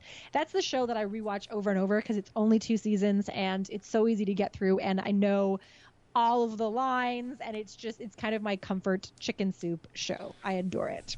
There you go. Yeah, that's awesome. Number 1, and I actually can say this is number 1 too, for many reasons, would be Lost. And it exists as number 1 because it's the most defining experience I ever had watching television.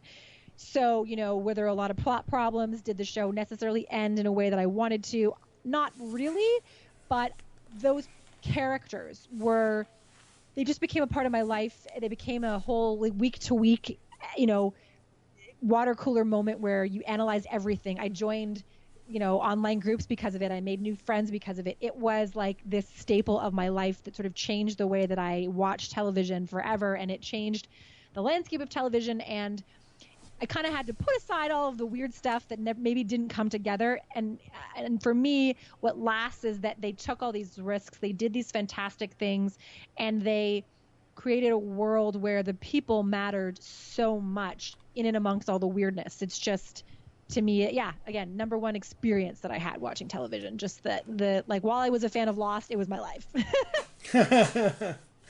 Yeah, I remember people like, oh, let's go have a Lost party. Let's have an episode watching party. Like, that's kind of where that kind of started. Right, yeah. I remember all that. Yeah, like I said earlier in the episode, I will eventually, when I, can find the time to dedicate to it, see if I can get into Lost. But I did watch part of that first season, and I don't know, I just couldn't, at the time, I just couldn't focus on it, I guess. Alright, for me, it's kind of modern, but also throwback for ABC for me. Number 5 would have to be The Catch, which I don't think is coming back. I think it got canceled, which sucks. So a Shondaland show. Shondaland, being the Shonda Rhimes type stable of writers. Really interesting. Okay. Yeah, The Catch was awesome. I really dug that. This was the Peter Krause one, right? Yeah. Right. The more recent one, the one with what's her name? Oh God, I should know her name. From The Killing, whose name I can't remember. Yeah, something like that. Muriel Enos or something. Yep, that's exactly, yep.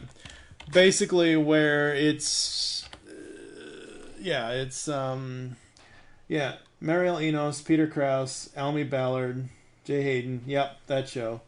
Cool. Absolutely loved that show. I thought that show was so interesting, so fun.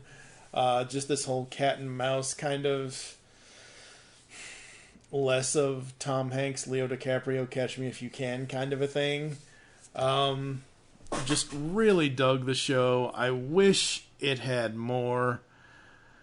Sadly, like I said, it was canceled May 11th of last year. Damn it. Wow, you know the day. That hurt. That must have hurt. Yeah. Well, I looked it up, so I cheated. Fair enough.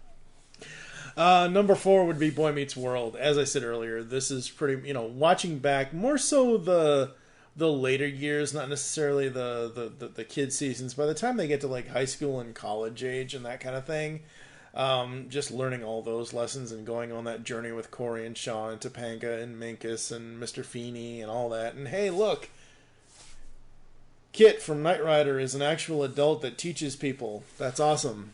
Because William Daniels was the voice of Kit on Knight Rider. But yeah, absolutely love Boy Meets World. Like I said, has a lot of early,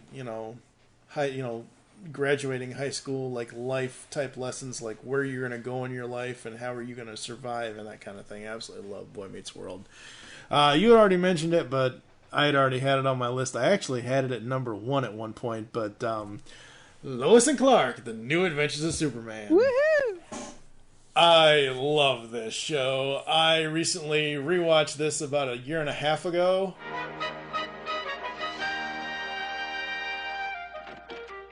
Lois, I'm home. I had a train derailment in Canada, an orphanage fire in London, and a dam broke in India. Did you make something for dinner? Oh my gosh! What happened? Lex Luthor. The rat. Where's Lois? She was here just a second ago. Probably scared witless, poor thing. Don't worry. I'll have you out of that thing in no time.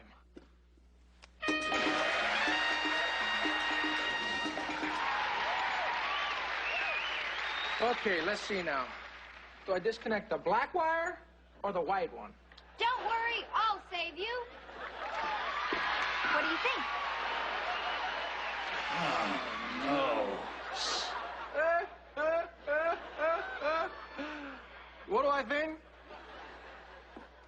Lois, I think you got some splaining to do. Clarky, if we're gonna be partners and we're gonna be married, I want to be part of the act. Lois, there are things I do you can do. Me, Superman. Me, super wife. Us, super in trouble. Could you hold this argument till later and get us out of here? I knew this was gonna happen. First you know who I am, then you wanna fire me, next thing you're gonna fire yourself in the head. Uh-oh. Eee. Ay, caramba! You splattered them. Oh, Clarky. Well, I can explain why they exploded. Ay, ay, ay. Hola. It doesn't hold up to today's standards of television making, but in its own little bubble, in its own little phantom zone, it does hold up very well. There are some very over-the-top villains and over-the-top 90s cheese in it, but that's what it was. But like you said earlier, basically a romantic comedy with Superman and Lois and this whole thing and everything else. I just absolutely love Lois and Clark. And I knew they were going to do this, but I love that they brought Dean back as Kara's dad in Supergirl. And they brought back Helen Slater, who was the original Supergirl in the 84 film, as her mom. They also brought back Terry Hatcher as Mon-El's mom. Yes. So, yeah, absolutely loved Lois and Clark. It was just a fun little thing. The Jimmy Olsen thing in that show was kind of weird because you had one actor for like the first 2 seasons and then Justin Whalen took over. I never got that. I never understood why they ditched the first guy who I really liked. I had nothing against Justin Whalen, but I was like, were they like, you know what? We've done this for 2 years and we realized you're not working. I don't know. Yeah, I'm not sure how that works out. No. I did not pay that much attention to it. Not sure. Number 2, Dharma and Greg. I love Dharma and Greg. It is just so funny. Thomas Gibson and Jenna Elfman just absolutely kill it, and all the co-stars. I mean, you've got a Murray on that show. You've got Joel Murray, Bill Murray's brother, on that show as Pete. You've got Mitchell Ryan as Greg's dad, who everyone should remember. Mitchell Ryan was one of the villains from Lethal Weapon in 1987. He was one of the guys that was funding the bad guys in the original Lethal Weapon movie. So very, very cool. Love Dharma and Greg. Number 1, she's got many wigs, she's got many outfits, and she's a spy. It's Alias. Oh God, Alias was my Lost. Like, I was into Alias. They're both J.J. Abrams shows, sort of. Yes, so. I know, right? Yeah, exactly. Yeah. Alias was ass-kicking. I remember specifically when the giant special edition Rimbaldi box DVD set came out. I spent 2 days watching all 5 seasons. Ooh. I went through the whole show in 2 days. Dedication. Yeah, exactly. What I loved about Alias was just basically, Sydney being the badass that she is. The spy stuff, all the acting in that. You basically have 2 future DC actors in that show, because you have Carl Lumley, who would eventually go on to not only play what he's playing now in Supergirl as Jean's dad, but he also voiced John Jones himself in the Justice League cartoon. You also have he just left the show, Victor Garber as her father in that show, as Jack Bristow, Martin Stein on Legends. Yep. But yeah, absolutely love Alias. Would be my number 1 pick for ABC.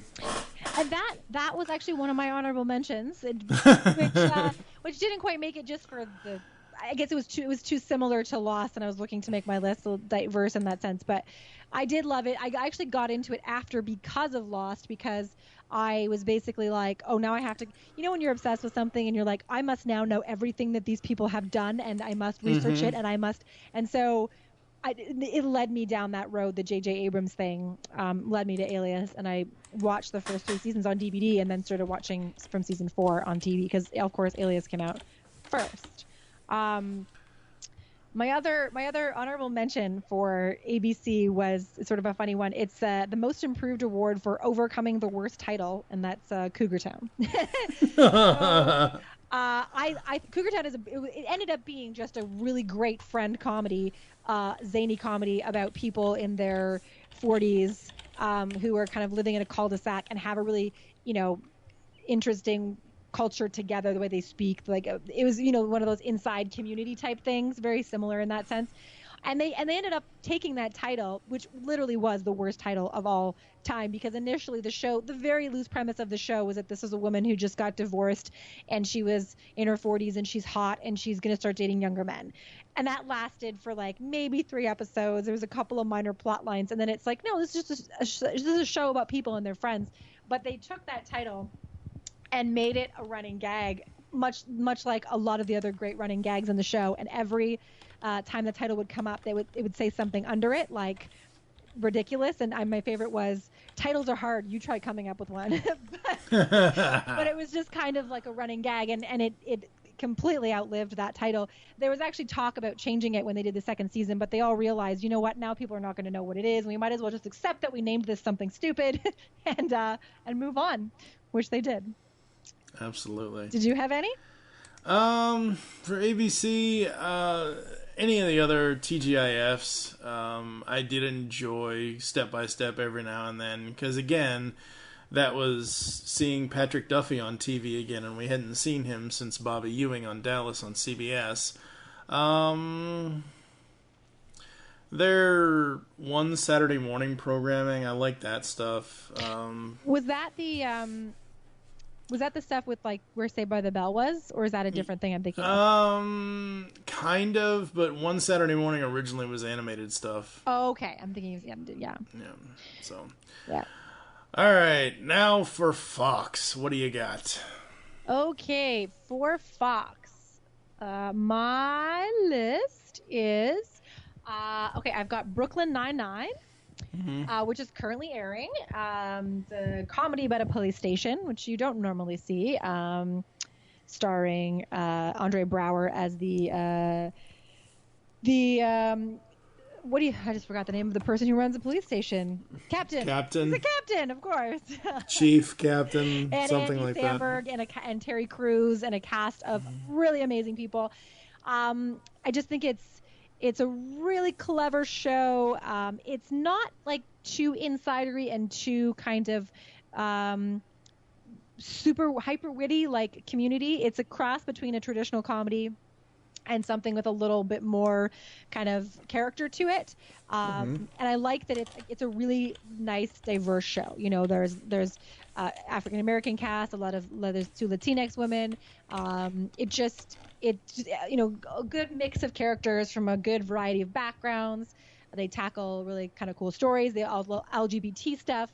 One of the sort of the central plot lines is that the captain, played by Andre Braugher, is a black LGBT, black gay man, and that sort of, held him back so far in his career until he became captain. And but none of these characters are stereotypical. It's just a really good, well-rounded comedy. So that would be on my list. I also have, as we talked about, 90210. Because, it's not something I necessarily would rewatch a lot. I have rewatched the earlier seasons, on DVD. It's not something I would come back to, but again, defining experience for me of watching it. And so that kind of puts it on that list. I have House as well, which is something I actually got into after, not while it was on. So it was already off the air for a couple years before I started watching it. And then I really fell in love with it. It's so smart. That character is just such a dominant force. Like it's really Sherlock Holmes, except for they're solving medical mysteries. It's not really your typical medical show where people are getting rushed into the ER and there's blood everywhere, or it's all about the drama. It's a mystery. It's a mystery using medicine, and it's using non-traditional medicine, whereas most shows are about surgeons, right? Most medical shows are about surgeons because that's what's interesting to people.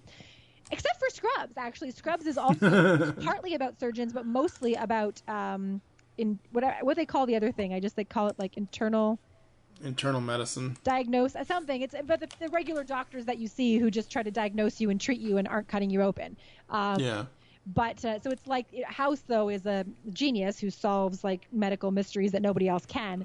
But it's mostly about treating people with medicine and that. So it's kind of a different thing. Just a really, really smart, well done show.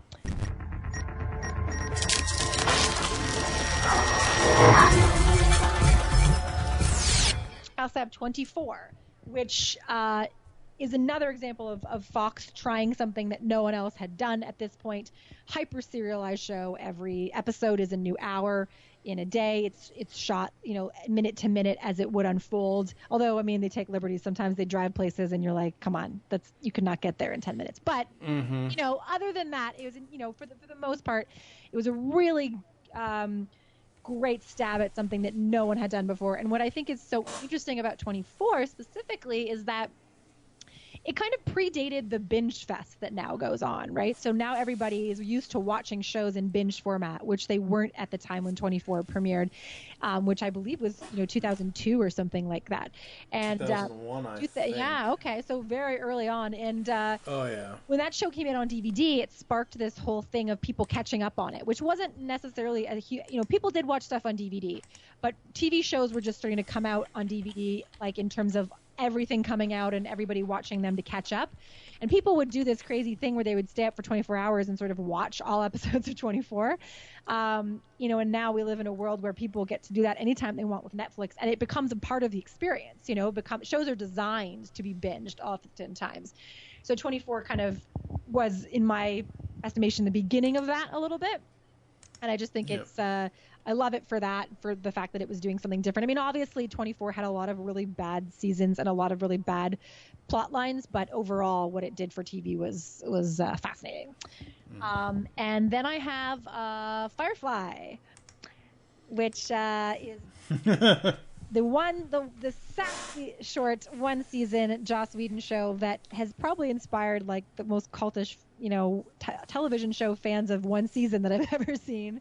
The brown coats. It takes place in a futuristic space world that's also kind of a cowboy world, so where people swear in Chinese. So it's a very strange show, and it really never found its audience on TV, and Fox had no idea what to do with it. They aired the episodes out of order. It was kind of a disaster. But even people who aren't into Buffy and Angel, some people think Buffy and Angel are a little hokey. Firefly is sort of has its own separate fans, like aside from that just sort of feel this is a really special show. And of course the cast, Nathan Fillion heading that up, Gina Torres, Alan Tudyk, just lots of people that would go on to other really cool things. Summer Glau. And again, there's something about a show, even though of course I wish it had gone on for more than one season, there's something about a show that you can just watch a lot because it only is a certain amount of episodes. I feel that way with Sports Night too, because I can, watch 2 seasons and I'm done. I'm rewatching The West Wing and I love it, but I'm like, this is going to take a while. This is going to take a long while. Every time I want to pop in Firefly, it's like 13 episodes and I'm out of there. And there's something special about that, I think. Yep. Yeah, Firefly was... I tried watching it, and then they said something about, watch the Serenity or something or other, the movie or whatever it was, to get into the show. And I'm like, if I have to watch a movie to get into a show, I'm probably not going to get into the show. I have since tried going back and watching it, but it just didn't connect with me. I don't know why. I didn't watch it at the time, which was weird because I was a huge Buffy and Angel fan. I watched them week to week, and I only briefly heard about it, and you'd think I would have tuned in because of my huge fandom, but I didn't, and I just decided to pick it up on DVD, like almost everybody else who got into the show, because nobody watched it on TV. Nope. Alrighty then. For me, from Fox, we have Boston Public again. Taking place in the Boston area. I'm originally from Boston, Massachusetts, so there's that. And just a show about, I know we've had other shows that are based, on teachers and schools and things like that, but just the way this show portrayed the life of the teacher and the life of the students and how all of that intertwined, just absolutely love that. Number 4 is the OC. It was such a great show. Yeah, season 3 kind of but the first 2 seasons and season 4, absolutely love. That ending was just so cool of how that show ended. Number 3 is Fastlane. Again, short show, very short show, like a year and a half, sort of like 2 seasons, but not really. Just absolutely love the action in that show, love the characters, love the way it all played out. The only thing I dislike about Fastlane, and it's not necessarily the show's fault, it's more of licensing and permissions and all that. Hopefully the new DVD set that I just saw, it's getting re-released. So it was released a few years ago on DVD and it's getting re-released. Hopefully they can get the music stuff straightened out, because that's my biggest gripe about TV on DVD. If they cannot get the rights regardless of cost. They're a TV network. They spend all kinds of money on stuff, or the DVD companies or whatever. Like, I mean, it's sometimes not a cost thing. It's sometimes it is, but sometimes it's just that the people only license the rights for that for air, because now of course they get them to sign a contract that says this is wherever we air this, we're airing this music, right?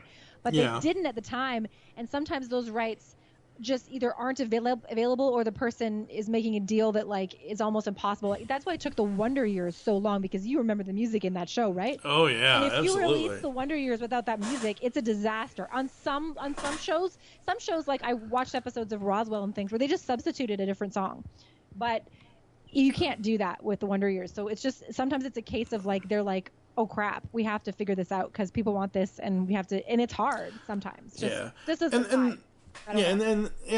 And the thing with Fastlane is it's not really all of the music that it's like 2 songs for 2 episodes, like, because those were the songs that fit that scene for that episode or whatever. Number 2, Married with Children. You just gotta love the Bundys. I mean, come on. It's just so hilariously good and bad. Just how dysfunctional that family is. And, the Bundys were essentially what the Kardashians are now. Except the Bundys weren't as bad. Number 1, Melrose Place, hands down. Absolutely love Melrose Place. The drama, the action, the explosions, the fake wigs, the many deaths, all of that. Just absolutely love it. Yeah, Melrose Place. Yeah. We talked about Melrose Place. It was crazy. It's crazy, that show. It's so crazy. Absolutely. All right. Any honorable mentions for that one? Stuff that almost made the list? Yeah. Fox, what do you got? I think, well, for me, I noticed, I think I mentioned it earlier, but I think Fox is sort of the king of the one and done brilliant seasons. Like Firefly is a perfect example because, again, it's a weird show that, who else would make that? So I noticed a lot of stuff on the list that I almost picked, but there was all really short-lived. Wonder Falls, The Good Guys. I don't know if you remember The Good Guys. It starred Bradley Whitford and Colin Hanks, and it was like Bradley Whitford was kind of like this weird Starsky and Hutch character caught in the 90s who was like an old school cop who had the mustache. It was like really kind of a bizarre hour-long comedy. And Pitch, which was last year, got canceled from last season. It was about the first female player in the baseball league. I thought it was so amazing, by the same creator of This Is Us, Dan Fogelman. Oh, cool. Yeah, and again, I just noticed how many shows they had on their list that kind of lasted one season, but were really, really good. And that was just I had a bunch of one and done honorable mentions where I was like, oh god, yeah, this whole list can't be shows that only lasted one season, but I love them all. Yeah, Fox for honorable mentions. Oh god, there are just too many to name. The Simpsons, Futurama. Honestly, any of the animation that they've ever done, Batman the Animated Series, X-Men, Spider-Man, all that's there's just way too much. I just couldn't even get into all that honorable mention stuff with Fox. Okay, so for the WB and UPN, we are combining them into one 5 list. I only have one show from UPN on my list, kind of. I think, well, technically 2. And I also have a tie on my list because I just couldn't not choose both of them. So, what do you got for your WB UPN top 5? Okay, so I'm going to start with Everybody Hates Chris, which I mentioned. I kind of put this on my list. It is a very good show, but I also put it on my list because I felt like I wanted a comedy on there. And as I mentioned, it's sort of like a comedy that's loosely based on Chris Rock's childhood. Chris Rock narrates the voice of he does the opening narration and things. Yeah, I don't know what you call that when it's a kid, but he's doing, I guess, the Wonder Years kind of thing, right, where it's an adult voice narrating. The actor is amazing. I cannot remember his name right now, but he went on to be on The Walking Dead later. Got killed because everyone on The Walking Dead gets killed. And then Terry Crews played the father. It was just a really smart comedy. I think it stood out from the other comedies on UPN, which were good, but not necessarily as clever and as critically acclaimed. And this one was that. I also have Veronica Mars. So that's another UPN show that we talked about that was, a huge cult success, very low rated, but was about this teenage girl who, kind of works with her father as a sort of private eye, but it's mostly, the first season of Veronica Mars is essentially brilliant, and the other two are okay. And I mean, they're pretty good, but the first season was conceived as a novel and then made into a series. So every character that she meets in high school is an intricate part of this one murder mystery of her best friend. And there's nothing out of place. It's so well put together. Everything has its spot. It was a little hard to take that and kind of translate all those characters into new things, but the writing was great. The acting is insane. Kristen Bell, was the lead, and it was just a fantastic show that was definitely the best thing the WB ever did, for sure. Then I have Everwood. Everwood is a WB series, lasted 4 seasons, which is like my heart. Like, it is a show about a doctor whose wife passes away. He's a really busy doctor, brain surgeon, hotshot, and he's never really, spent a lot of time taking care of his family and being that caregiver. His wife dies, and he up and moves his family to this small town called Everwood, Colorado, and proceeds to change his life, offer free medical care to people in the small town, and reconnect with his kids. And it's about small town living. It's about family. It's so emotional, but also very clever and funny. It's actually a Greg Berlanti series, and you will know Greg Berlanti from the fact that before Greg Berlanti became the king of superhero shows, he did small, family-oriented shows like Jack and Bobby and this show Everwood. So he got his start on the WB as a kind of writer of these very smart, family-oriented shows. And so, that Very is cool. Everwood.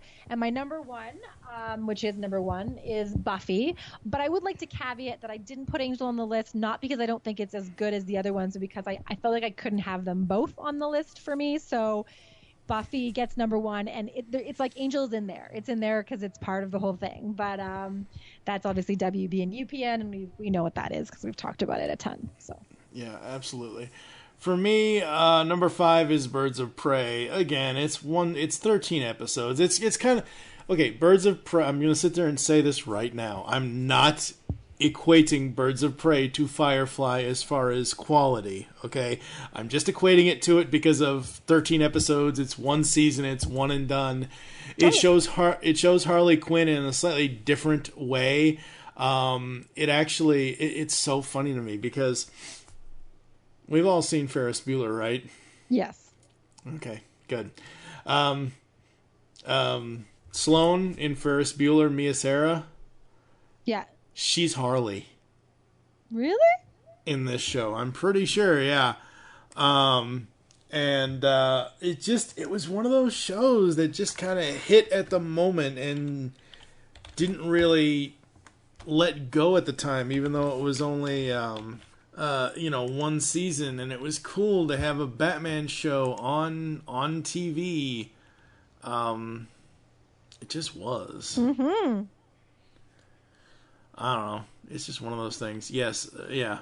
Basically, Sloane Peterson from Ferris Bueller is Harley Quinn in Birds of Prey. That's cool. Yeah, it's... number 4 is my tie, because I could not pick.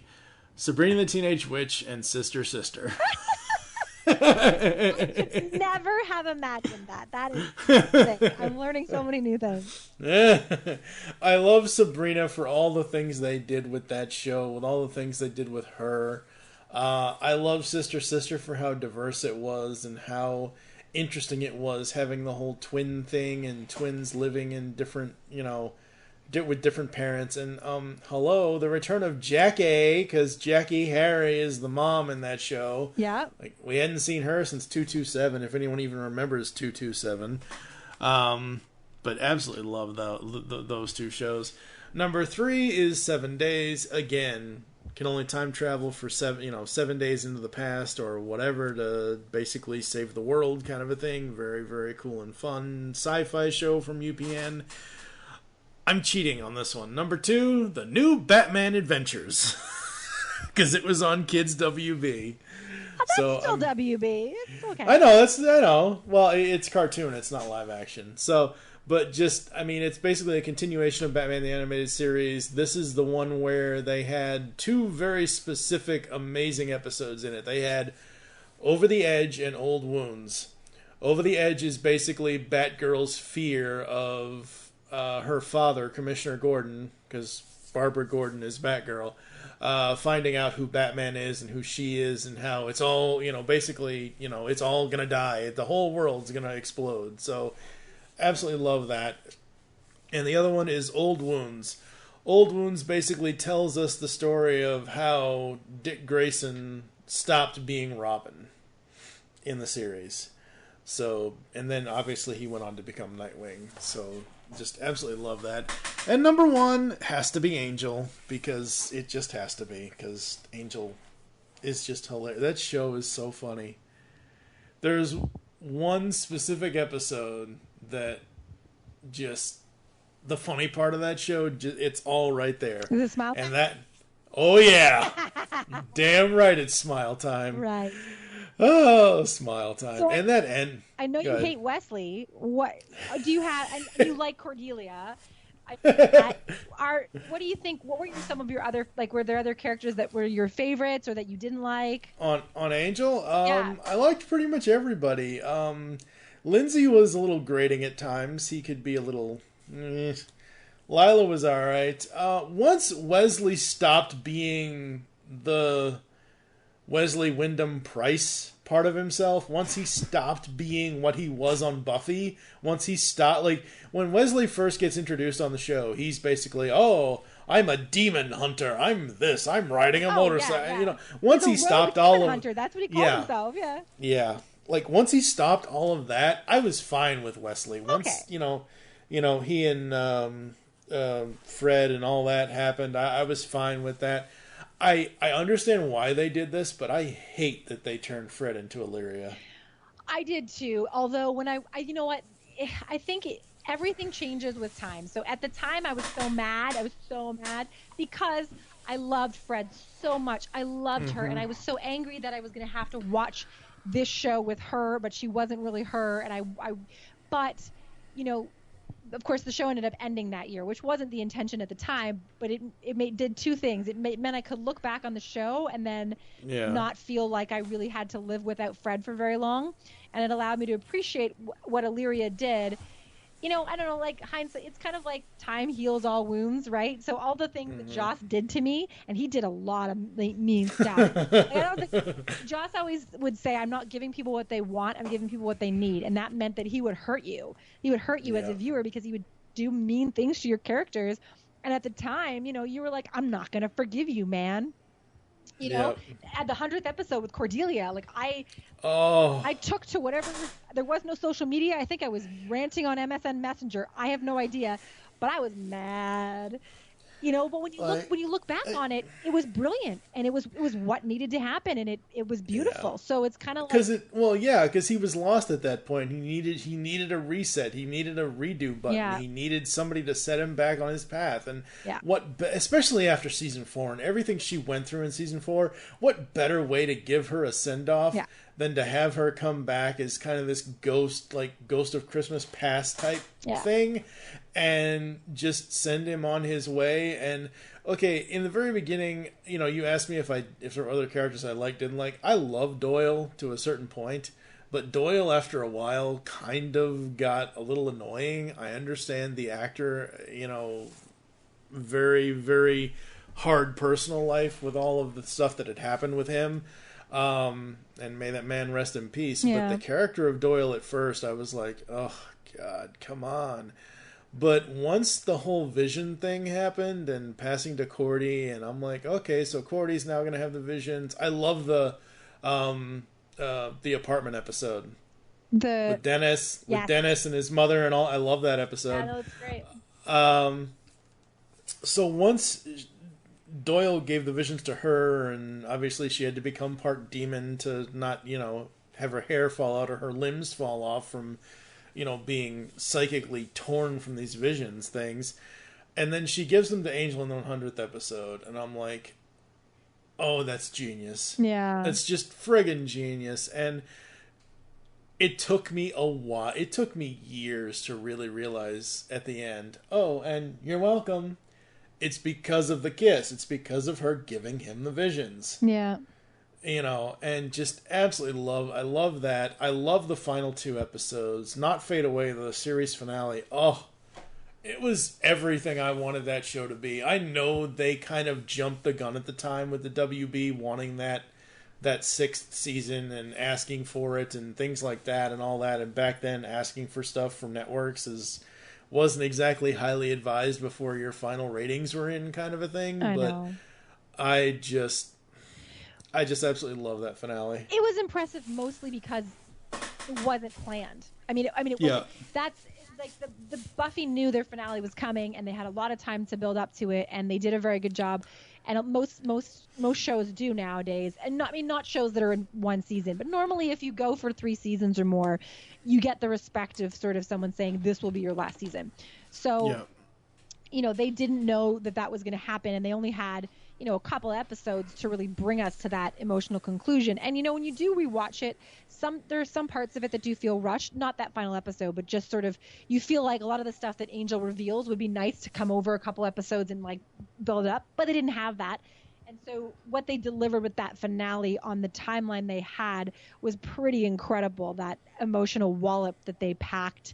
Yeah, and just those you know, I love them bringing I mean, this is kind of turning into an Angel jam, but I love them bringing Connor back because to me, the biggest disappointment in Angel was Connor, and it's because I liked the idea of that, and I liked the actor, and I liked him, but they never let him get over anything. I thought they were going to bring him in, and he was going to be difficult, and they were going to bring him around. He'd be an interesting part of the team.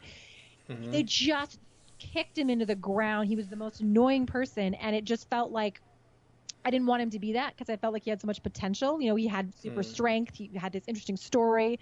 So when they brought him back a couple times in season 5, I was so impressed. I was so happy that he finally got to be what I thought he should have been, you know?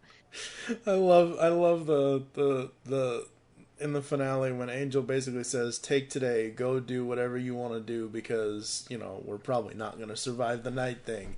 And he goes and he sees Connor and whatever else later in the office against Hamilton. Connor shows up and, Connor, what are you doing here? You show up out of the blue and the world isn't ending? Come on. I know. It's like, you know, just absolutely love that. It was great to see that potential, I thought. Like, realized. It was, absolutely, yeah. And just how that like, me personally, I kind of want to slay the dragon. I'm like, okay, that's the way that show's going to go out, on a bang. Yeah, they did a fantastic job. So that's, I mean, yeah, it would have totally been on my list if I feel like by putting Buffy, I honored Angel, but yeah. Yeah. The only thing with season 5 that was kind of, I mean, it was there and that's fine, but the whole search for Buffy was kind of, that kind of rated on me for the couple episodes that he and Spike went to Italy and whatever. That was a little much. Well, it was just one episode, and I was glad that they didn't have anything with her. I mean, they couldn't really at the time anyway. I mean, she wasn't going to do it, but I did like whenever Andrew came back because I really enjoy Andrew. You probably never watched all the episodes with Andrew in the first place, so it didn't really mean that much to you. Yeah. But I thought he was his interactions with Spike were always funny, so it was good to kind of see that whole thing. But yeah, I remember him. I just haven't seen a lot of the other seasons for Buffy. Yeah. Okay, one last list, folks, and then we're going to get the heck out of here. We've got the list of the CW shows, top 5. What do you got? Okay, so my top 5 CW shows, I have a feeling they're going to be like completely opposite. Well, maybe one, we'll see. So number 5 is a show you may never have even have heard of. It's Aliens in America. I've heard of it, but I don't think I've ever seen it. Okay, so I believe this was this first or second year of the CW when they still had this comedy block, and it was paired with Everybody Hates Chris. It was a series about this Midwestern, I believe they were Minnesota. I'm sorry to anyone from Minnesota whose accent I just completely butchered. They wanted to get a foreign exchange student for their they wanted to basically get a foreign exchange student for their son because they thought it'd be nice for him to have a friend and help him be more popular because he wasn't popular. And they had seen these like Swedish people coming over and like being this great friends to people. And so she ordered essentially this foreign exchange student. She calls it ordering. And instead they get this Muslim kid from Pakistan. And she's, the first episode is basically about her tactfully trying to figure out how to send this kid back. Oh, no. I know, it sounds offensive, but here's the thing. It's not. It was so beautifully handled. Like, essentially, because she wanted this, Aryan god for her son to hang out with, and she got that. She's like, well, this is going to make him more unpopular, right? But her son immediately loves this kid. They become fast friends, and, she's trying to think of how to deal with this situation, and then she sits down and has a talk with this kid, and he tells her some stuff about his life, and she realizes he's this lost kid who's had I think his father may have died or something, and she kind of, her heart goes out to him, and of course she decides that he should stay. And the whole series, which is only one season, is really just about the culture clash between the two and the things they learn about each other. And it's not overly earnest. So, they are poking fun at some things, but they're doing it in a really responsible way. They're doing it in a way that, and this is coming from a person who's obviously not Muslim, so I can't speak for, that group of people and how they would feel about it. But I felt like, there was a show in Canada called Little Mosque on the Prairie, which was about it's about a Muslim mosque and a church living next to each other and all these conflicts. And I felt they were trying so hard not to offend anybody that they weren't funny, And I think what this show did was it enabled people to be funny and to have, funny culture classes and things. But I felt that they were super respectful. So it's one of those shows where I don't think so few people watched it. It's like most people forgot it existed, but it always sticks out in my mind because I just thought it was so sweet and well done, and tackles an issue that, people are sort of afraid to tackle in a really kind of heartwarming way without being overly earnest about it. So that's one. Then Heart of Dixie, which was a CW show that it starred Rachel Bilson. Thank you, Rachel Bilson from the OC. So I'm assuming maybe you watched. Maybe I felt. No, I have not. I've just seen. Her. No, I didn't follow her. I thought you would have checked out an episode just because she was on the OC. But nope. Nope. Okay, so nope. Yeah, but it was a very cute, very charming little series about she's a New York doctor who goes to a small town to sort of take over or work in a practice that a father she didn't know she had left to her. His half of the practice, and it's got Scott Porter from Friday Night Lights, and also one of my favorite characters, Wade Kinsella, who is the sort of like the hot, bad boy kind of dude in town. Just a really fun, feel good female show, totally female, super chick stuff, but I just enjoyed it very much and then loved everyone in it. Number 3 is Supernatural, which I'm going to call a CW show for 2 reasons. 1, didn't have room for it on my WB list. 2, it's aired 12 of its 13 seasons on the CW, even though it originated in the WB. So I feel it's fair to call it a CW show. And absolutely. What can you say about Supernatural? Man, the show's been on the air for 13 years. Look, it's not as brilliant as it used to be. The first 5 seasons of Supernatural, which were the original series conceived by creator Eric Kripke, are brilliant. After that, it has its moments. It has some bad stuff. It has some good stuff. But what really keeps the show amazing is these 2 guys who are insanely charismatic together, super funny, carry that entire show on mostly their own shoulders with several rotating characters. But and it's just, in 13 years, I can still tune in an episode and see them together and see the show and be entertained. Like, I think that's incredible. And it's never dipped in popularity. Like, it's still one of the top rated shows on the CW, which is insane. And it's moved around a billion times. Like, I don't know how, it's a magic formula. And they'll keep doing it forever. Like, they're best friends in real life. They live in Austin, and I think it's the best.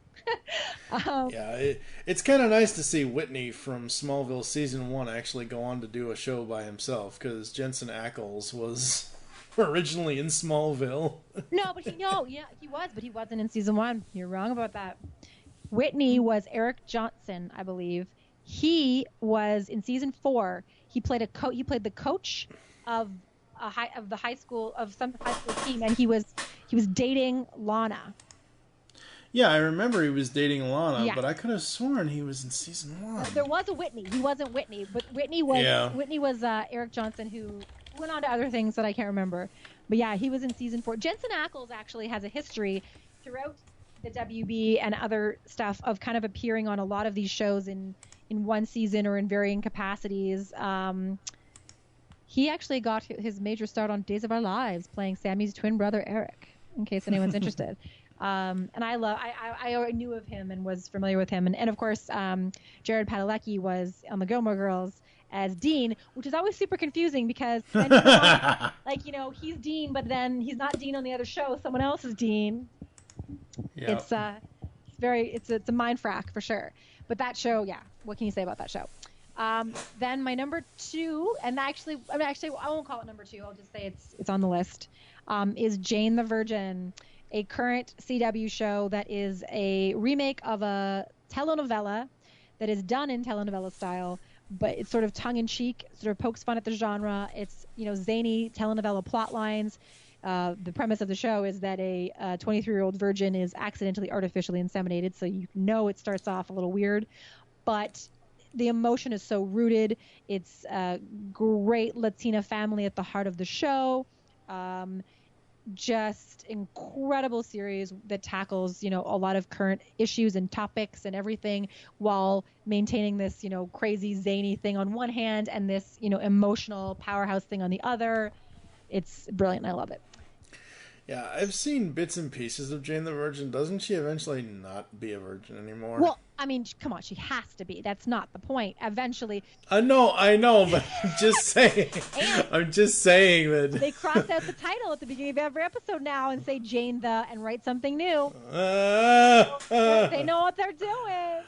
That's funny. It's always like Jane the something else. I can't remember, like Jane the daughter or Jane the whatever's happening in the episode. It's pretty clever. Oh, that's cool. Yeah, that's very clever. That's very cool. All right. My number 1. I think this would be number 1 just because of what it is, Crazy Ex-Girlfriend, which is also a current and the lowest rated show possibly on all broadcast television. It is a musical, sort of. There are about 2 or 3 musical parodies. There's musical, but they're all kind of, fun parody songs about a girl who turns out to have severe mental illness issues, and she moves to this small town for a guy, but it's really about an odd character who's coming to terms with her own narcissism and a bunch of other things. I don't even know how to describe it. You just have to watch it. It's like, I love it so much. I feel like there's never been anything like it on TV.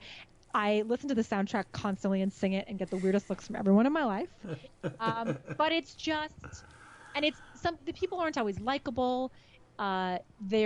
They tackle these strange issues, including mental illness in a really real way, and yet it's hysterical. So, yeah, I'm so glad they keep renewing it. I think partly it's because the CW renews everything, but it's also partly because critics love it. It gets nominated for these Critics' Choice Awards. It's been nominated for Golden Globes. It's won Golden Globes, and the CW likes the cachet of having it. What I will say is it's nice to me that the CW has room for these shows like Crazy Ex-Girlfriend and Jane the Virgin, which are obviously my 2 favorite current shows in the CW, in and amongst all of the mostly, superhero content that they have. Yeah. Yeah. Any honorable mentions for you? Yeah, actually, the first 2 seasons of The 100 before it got really bad. You're gonna be like, there's no superhero shows on your list, and I'm like, no, there weren't. I think I felt like the ones I do like are so interchangeable for me that I was like, I don't know if I'd pick one, and I kind of like the other stuff more. So if I had to pick one of them, it'd probably be The Flash. But yeah. For me, it's okay. So my top 5 is an amalgamation because we're doing CW, WB. They're doing all of it kind of together thing a little here because like it's more so for the crossover than anything else. Number 5 is Reba. It's friggin' Reba McEntire in a comedy. I just absolutely love that show. I thought that was so fun. Her and her family that she has on that show. It was a strange, interesting comedy because it's always crazy to me when music stars or even comedy stars try to do sitcoms like this show, like the Bill Engvall show that Bill Engvall has tried to do a couple of times, or the Jeff Foxworthy. It's just so crazy to me to try to get like, you might be a redneck if into a sitcom style thing. So I just absolutely loved the Reba comedy. Yeah. Number 4, these 4 and 3 are gonna probably surprise you. Number 4, I kind of knew it from the end of season 1, but it took me until season 6 to really find out the true answer. Dan was Gossip Girl the whole damn time. What? I would. I loved that show. Was he? You didn't know that? I didn't watch. Really? I only watched you the didn't first watch 3 seasons, and then I got really bored. Yeah, Dan ended up being Gossip because he was in the situation every time. Well, why would he do that? I don't know. You'll have to watch Yeah, you'll have to watch 4, 5, and 6 to find out. Yeah. But yeah, I loved Gossip Girl mainly for not necessarily the stories that it was telling, but I loved seeing what music they were going to use in the show. Look, when Prince Charming found Cinderella's slipper, they didn't accuse him of having a foot fetish. And you're Prince Charming? Serena. No. What are you doing? Hi, do you know this young man? She doesn't know me. Nobody knows me. It's cool. It's fine. So you'll pick me up at 8? You really go out with some guy you don't know? Well, you can't be worse than the guys I do know. This was back in the day when WB, CW, whatever, would also basically tell you what major song at the end of each show, the end of the show before they hit the other credits for the next show. They'll say, "Oh, tonight's musical act was this. You can get it here," or something or other. That's one of the reasons why I loved it. But I love the stories. Kelly Rutherford is in it. She played one of the characters on Melrose Place at one point or another. She did. Yeah, but I just absolutely just thought that show is just so interesting. And it's not L.A., it's not California, it's New York, it's Upper East Side, it's this, it's that. Another one of those short-lived one-season shows, Ringer. Absolutely dug Ringer. Just the premise of it. Oh, I forgot about you. Oh, I loved Ringer. Yeah, yes. Interesting. Ringer was so cool because Ringer is essentially Buffy without the vampires. Buffy is twins. And it's basically Buffy the Vampire Slayer meets Mr. Fantastic because Ian Gruffud is in the show. He was Mr. Fantastic in the first Fantastic Four film. I just love this story. And also another crossover. Luke Cage is in that. As Malcolm. Oh yeah, I know him from The Good Wife. He played a really interesting character on that, but I'd forgotten that he was in The Ringer. Yep. Yeah, what this show did was it was a murder mystery type show, and high society this and high society that, and oh my god, what are you gonna do? How are you gonna escape this? How is your twin gonna do this? And just how it all unfolded. Just absolutely dug that. Number 2 is The Flash. Flash is probably my most consistent enjoyment of the CW superheroes.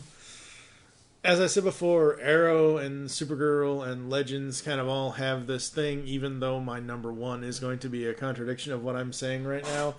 The Flash at times does get a little tiring, but it does have the most consistency out of the big, superhero stuff. However, Legends knocks it out of the park at number 1. Mm-hmm. Legends season... Okay, I know you said you're gearing up to watch season 3 of Legends, right? Yeah, because I watch them when they come on. Well, in Canada, we have a streaming service called Crave. We don't have Hulu or anything. And so Crave is where Arrow and The Flash and Legends live. And so basically you have to wait until the season ends, and then probably part of the summer, and then it'll show up on Crave next year. Like, so it's kind of like that. Like, so that's I'm always a season behind because I wait until it shows up on Crave.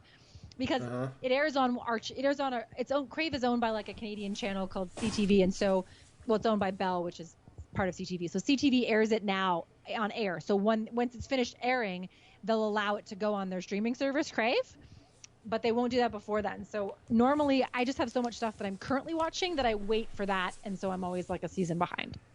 Do you guys not have Netflix in Canada? No. I know you guys don't have Hulu. We have Netflix, but we have different stuff on Netflix because of the deals. So Supergirl. I understand that, but the CW stuff should apply to all of North America because season 3 is on there now for Legends. No, it doesn't, and the reason is because really? it basically, if a Canadian network is airing that show currently, it's not going to do that next day CW thing, because it doesn't. Otherwise, why would they buy the rights to air it if Canadians can watch it on Netflix now? So a lot of the CW stuff, for example, Jane the Virgin, Riverdale, iZombie, The 100, that applies to them because no Canadian networks are airing those. But CTV, our big kind of network, airs Arrow, it airs Legends, it airs and The Flash. And so they have bought the rights to air those on their streaming channel. Supergirl is on Netflix, but not day to day because it does air on a different channel here, and then it'll show up on the Netflix towards the end, like the end of the season. So it's kind of all over the place. Crazy Ex-Girlfriend, which I'm so mad about, isn't even on Netflix because it airs on this channel we have called W, and they don't even have a streaming service, and no one has the rights to do it, or I don't know. It's really annoying. Canada is sometimes hard, guys. I love it here, believe me. But we obviously hear what happens with you, and so sometimes we want the things that you guys have at that moment, and we don't have them. Like, we have other stuff on Netflix that I think you guys don't even have, but it's just different. And you can't trust when people are talking about watching stuff on Netflix. You're like, okay, but that's your Netflix. I don't have that. Yeah, I was recording with somebody for another show, and their connection, I guess you guys were having it's in the Guelph area. The storms were really, really bad, and it was interfering with the internet. And I'm like, oh, come and live in Canada. We have free healthcare, but we have crappy internet service. I'm like, I want the internet service more than the healthcare at this point. Also, we don't have crappy internet service. I don't know who this person is. I'm sure maybe they have crappy internet service in Guelph, but I have an amazing fiber optic internet service provided by Bell, who was actually the company that owns CTV and Crave, which I was just talking about. Oh wow! And they have terrible customer service, so I don't want to toot their horn or anything. Yeah, exactly. But their internet service, I mean, everyone who doesn't have terrible customer service in the tech industry. However, their internet service is amazing. Like, their actual service, the actual speed it's amazing. It's so fast. It's for my cable and my internet. It's all through fiber optic by the same company, all installed. And I will give them a shout out in the sense that it's really fast and awesome. Sweet. So I don't know about this Guelph person. Maybe they should get fiber optic internet. Maybe they should. I'll say one thing really quickly, because I realized as I was going through that I skipped on my WB list because I was kind of reading it out of order, and so I only did 4, and I skipped one of my all-time favorite shows, which was... This is why you go number 5 to number 1. I know, but I realized when I wrote it down, I wasn't kind of writing them in special order. I don't know, man. I skipped the Gilmore Girls, which is huge, because again, that's top 10 all-time, all networks. So, oops. I just wanted to say, I mean, we all know what the Gilmore Girls is. I don't need to explain it, but I couldn't let that lie because people would think that I didn't love it, and I do. I'm so sorry. That's okay. All right, we're going to take one final break, folks. We'll be back after this. Yeah, this'll do. You guys ready? I was born ready, Hoss. Okay, let's suit up.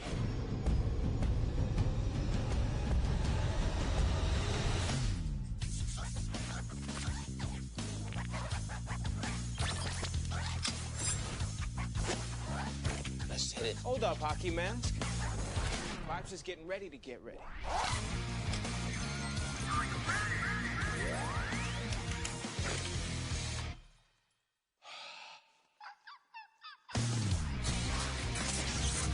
Sorry, I'm late. Getting back to work is hard work. They say the suit makes the man, but in my case, the man also made the suit. I prefer to keep it simple, unlike Harry Allen over here, who still needs a shave. Wait, when you said suit up, you meant like right now? I'm hungry. Yes, now. We've been suiting up for 20 minutes. I mean, am I the only one who suits up one leg at a time? Well, yeah, it's a skirt, so I don't have to deal with legs and zippers and stuff like that. Okay.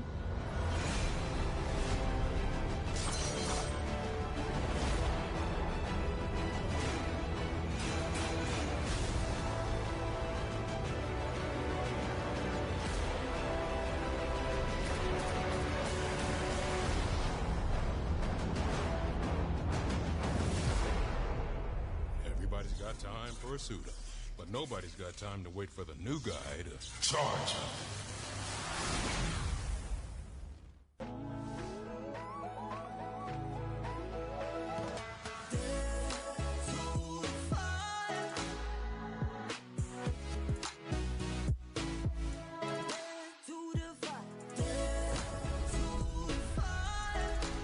All right, we are back, and we're going to close this thing out here, folks. I do have one final small topic, the future of the networks, where we see each one going. I have no idea where these networks are going, because it's always constantly changing.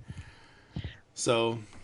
yeah, I think where they're going is to continue to try to find ways to, compete with streaming, essentially, to try to, where they're going is wherever they can stay relevant, I guess, right? Yeah. That's kind of the hard thing. Because it's hard. It's hard when they can't do things the way that Netflix can do them, just based on the structure of what they have, and you notice it more. When I try to watch a new drama, sometimes I feel the frustration with the structure, with the commercial breaks. It's there. So I think they're going to try whatever they can to maintain some level of relevancy, and we shall see. We shall see. I think they need to adopt the 13-episode plan or something. Well, some of them do. Not for all their shows, but they never used to even consider it, and now you're seeing shows like, This Is Us. I think only does like 17 or 18 episodes. The Good Place does, I want to say 10 or 13 at the most. Mm-hmm. You're seeing a willingness by the networks to do these shorter series orders, whether it's because it's creative or because they know that they need more content, so they do a sum of a little bit more. I mean, I think iZombie only does 13. Legends of Tomorrow doesn't do the full 22, does it? No, its first season was 16. This third season was 18 maybe. No, but I mean like more so like the big, like NBC, CBS, ABC, like the 22, 23 episode long comedy, comedy seasons. Like, I get it, but come on. Yeah, they're starting to come around a little bit. Like I said, like The Good Place does it, and that's NBC. But it's, I think Brooklyn Nine-Nine has had truncated seasons. They're getting into it a little bit more, but they're not. I mean, they still have to deal with the whole commercial thing, and their whole structure is just very different. So we shall see. Yes, we shall see. Okay, what have you got going on in the land of social media?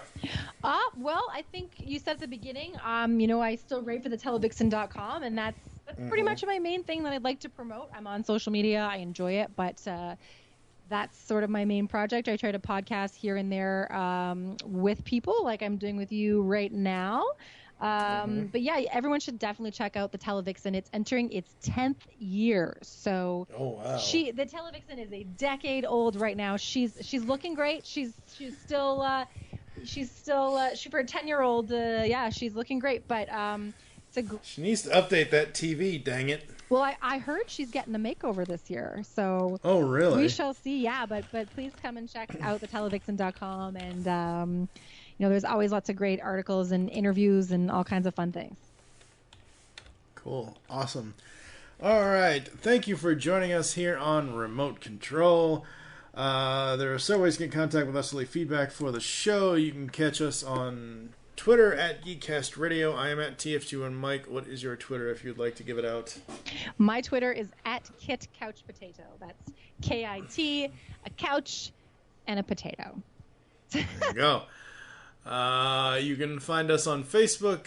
It's facebook.com. I don't think we have a username yet, but basically just go over to Facebook, folks. Search for Remote Control. We have facebook.com/Geekcast Radio Network for all the other network updates and all that good stuff.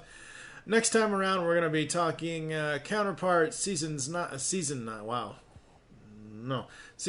Episode 9 and 10 with myself and DJ Valentine. So we're going to do that. And then after that, folks, the Summer of Superheroes begins because we're going to tackle every season of the CW superhero shows between Episode 42 and Episode 50. We're going to tackle it all, folks. So you're never getting out of your seats, guys. Like, that sounds really intimidating. Yeah, pretty much. I can't wait to hear. We're doing 2 seasons per podcast. So Arrow Season 1 and 2 will be one podcast. Arrow Season 3 and Flash Season 1 will be another pod. We're doing it all. I'm going all in. So the Summer of Superheroes begins after next time. For now, I am TFG1Mike with... Oh, that's me. I'm Jennifer. Hi. That's you. That's her. That's the crazy Canadian up there. Tune in next time when we will all be fighting over the remote control. And now, here is our announcer with the closing.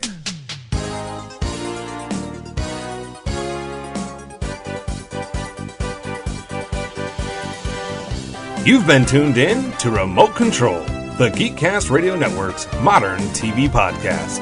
Join TFG1Mike and the rest of the RCTV crew next time for a new modern TV topic. I'm your announcer, OptimusSolo, and remember to think of us the next time you pick up the remote control.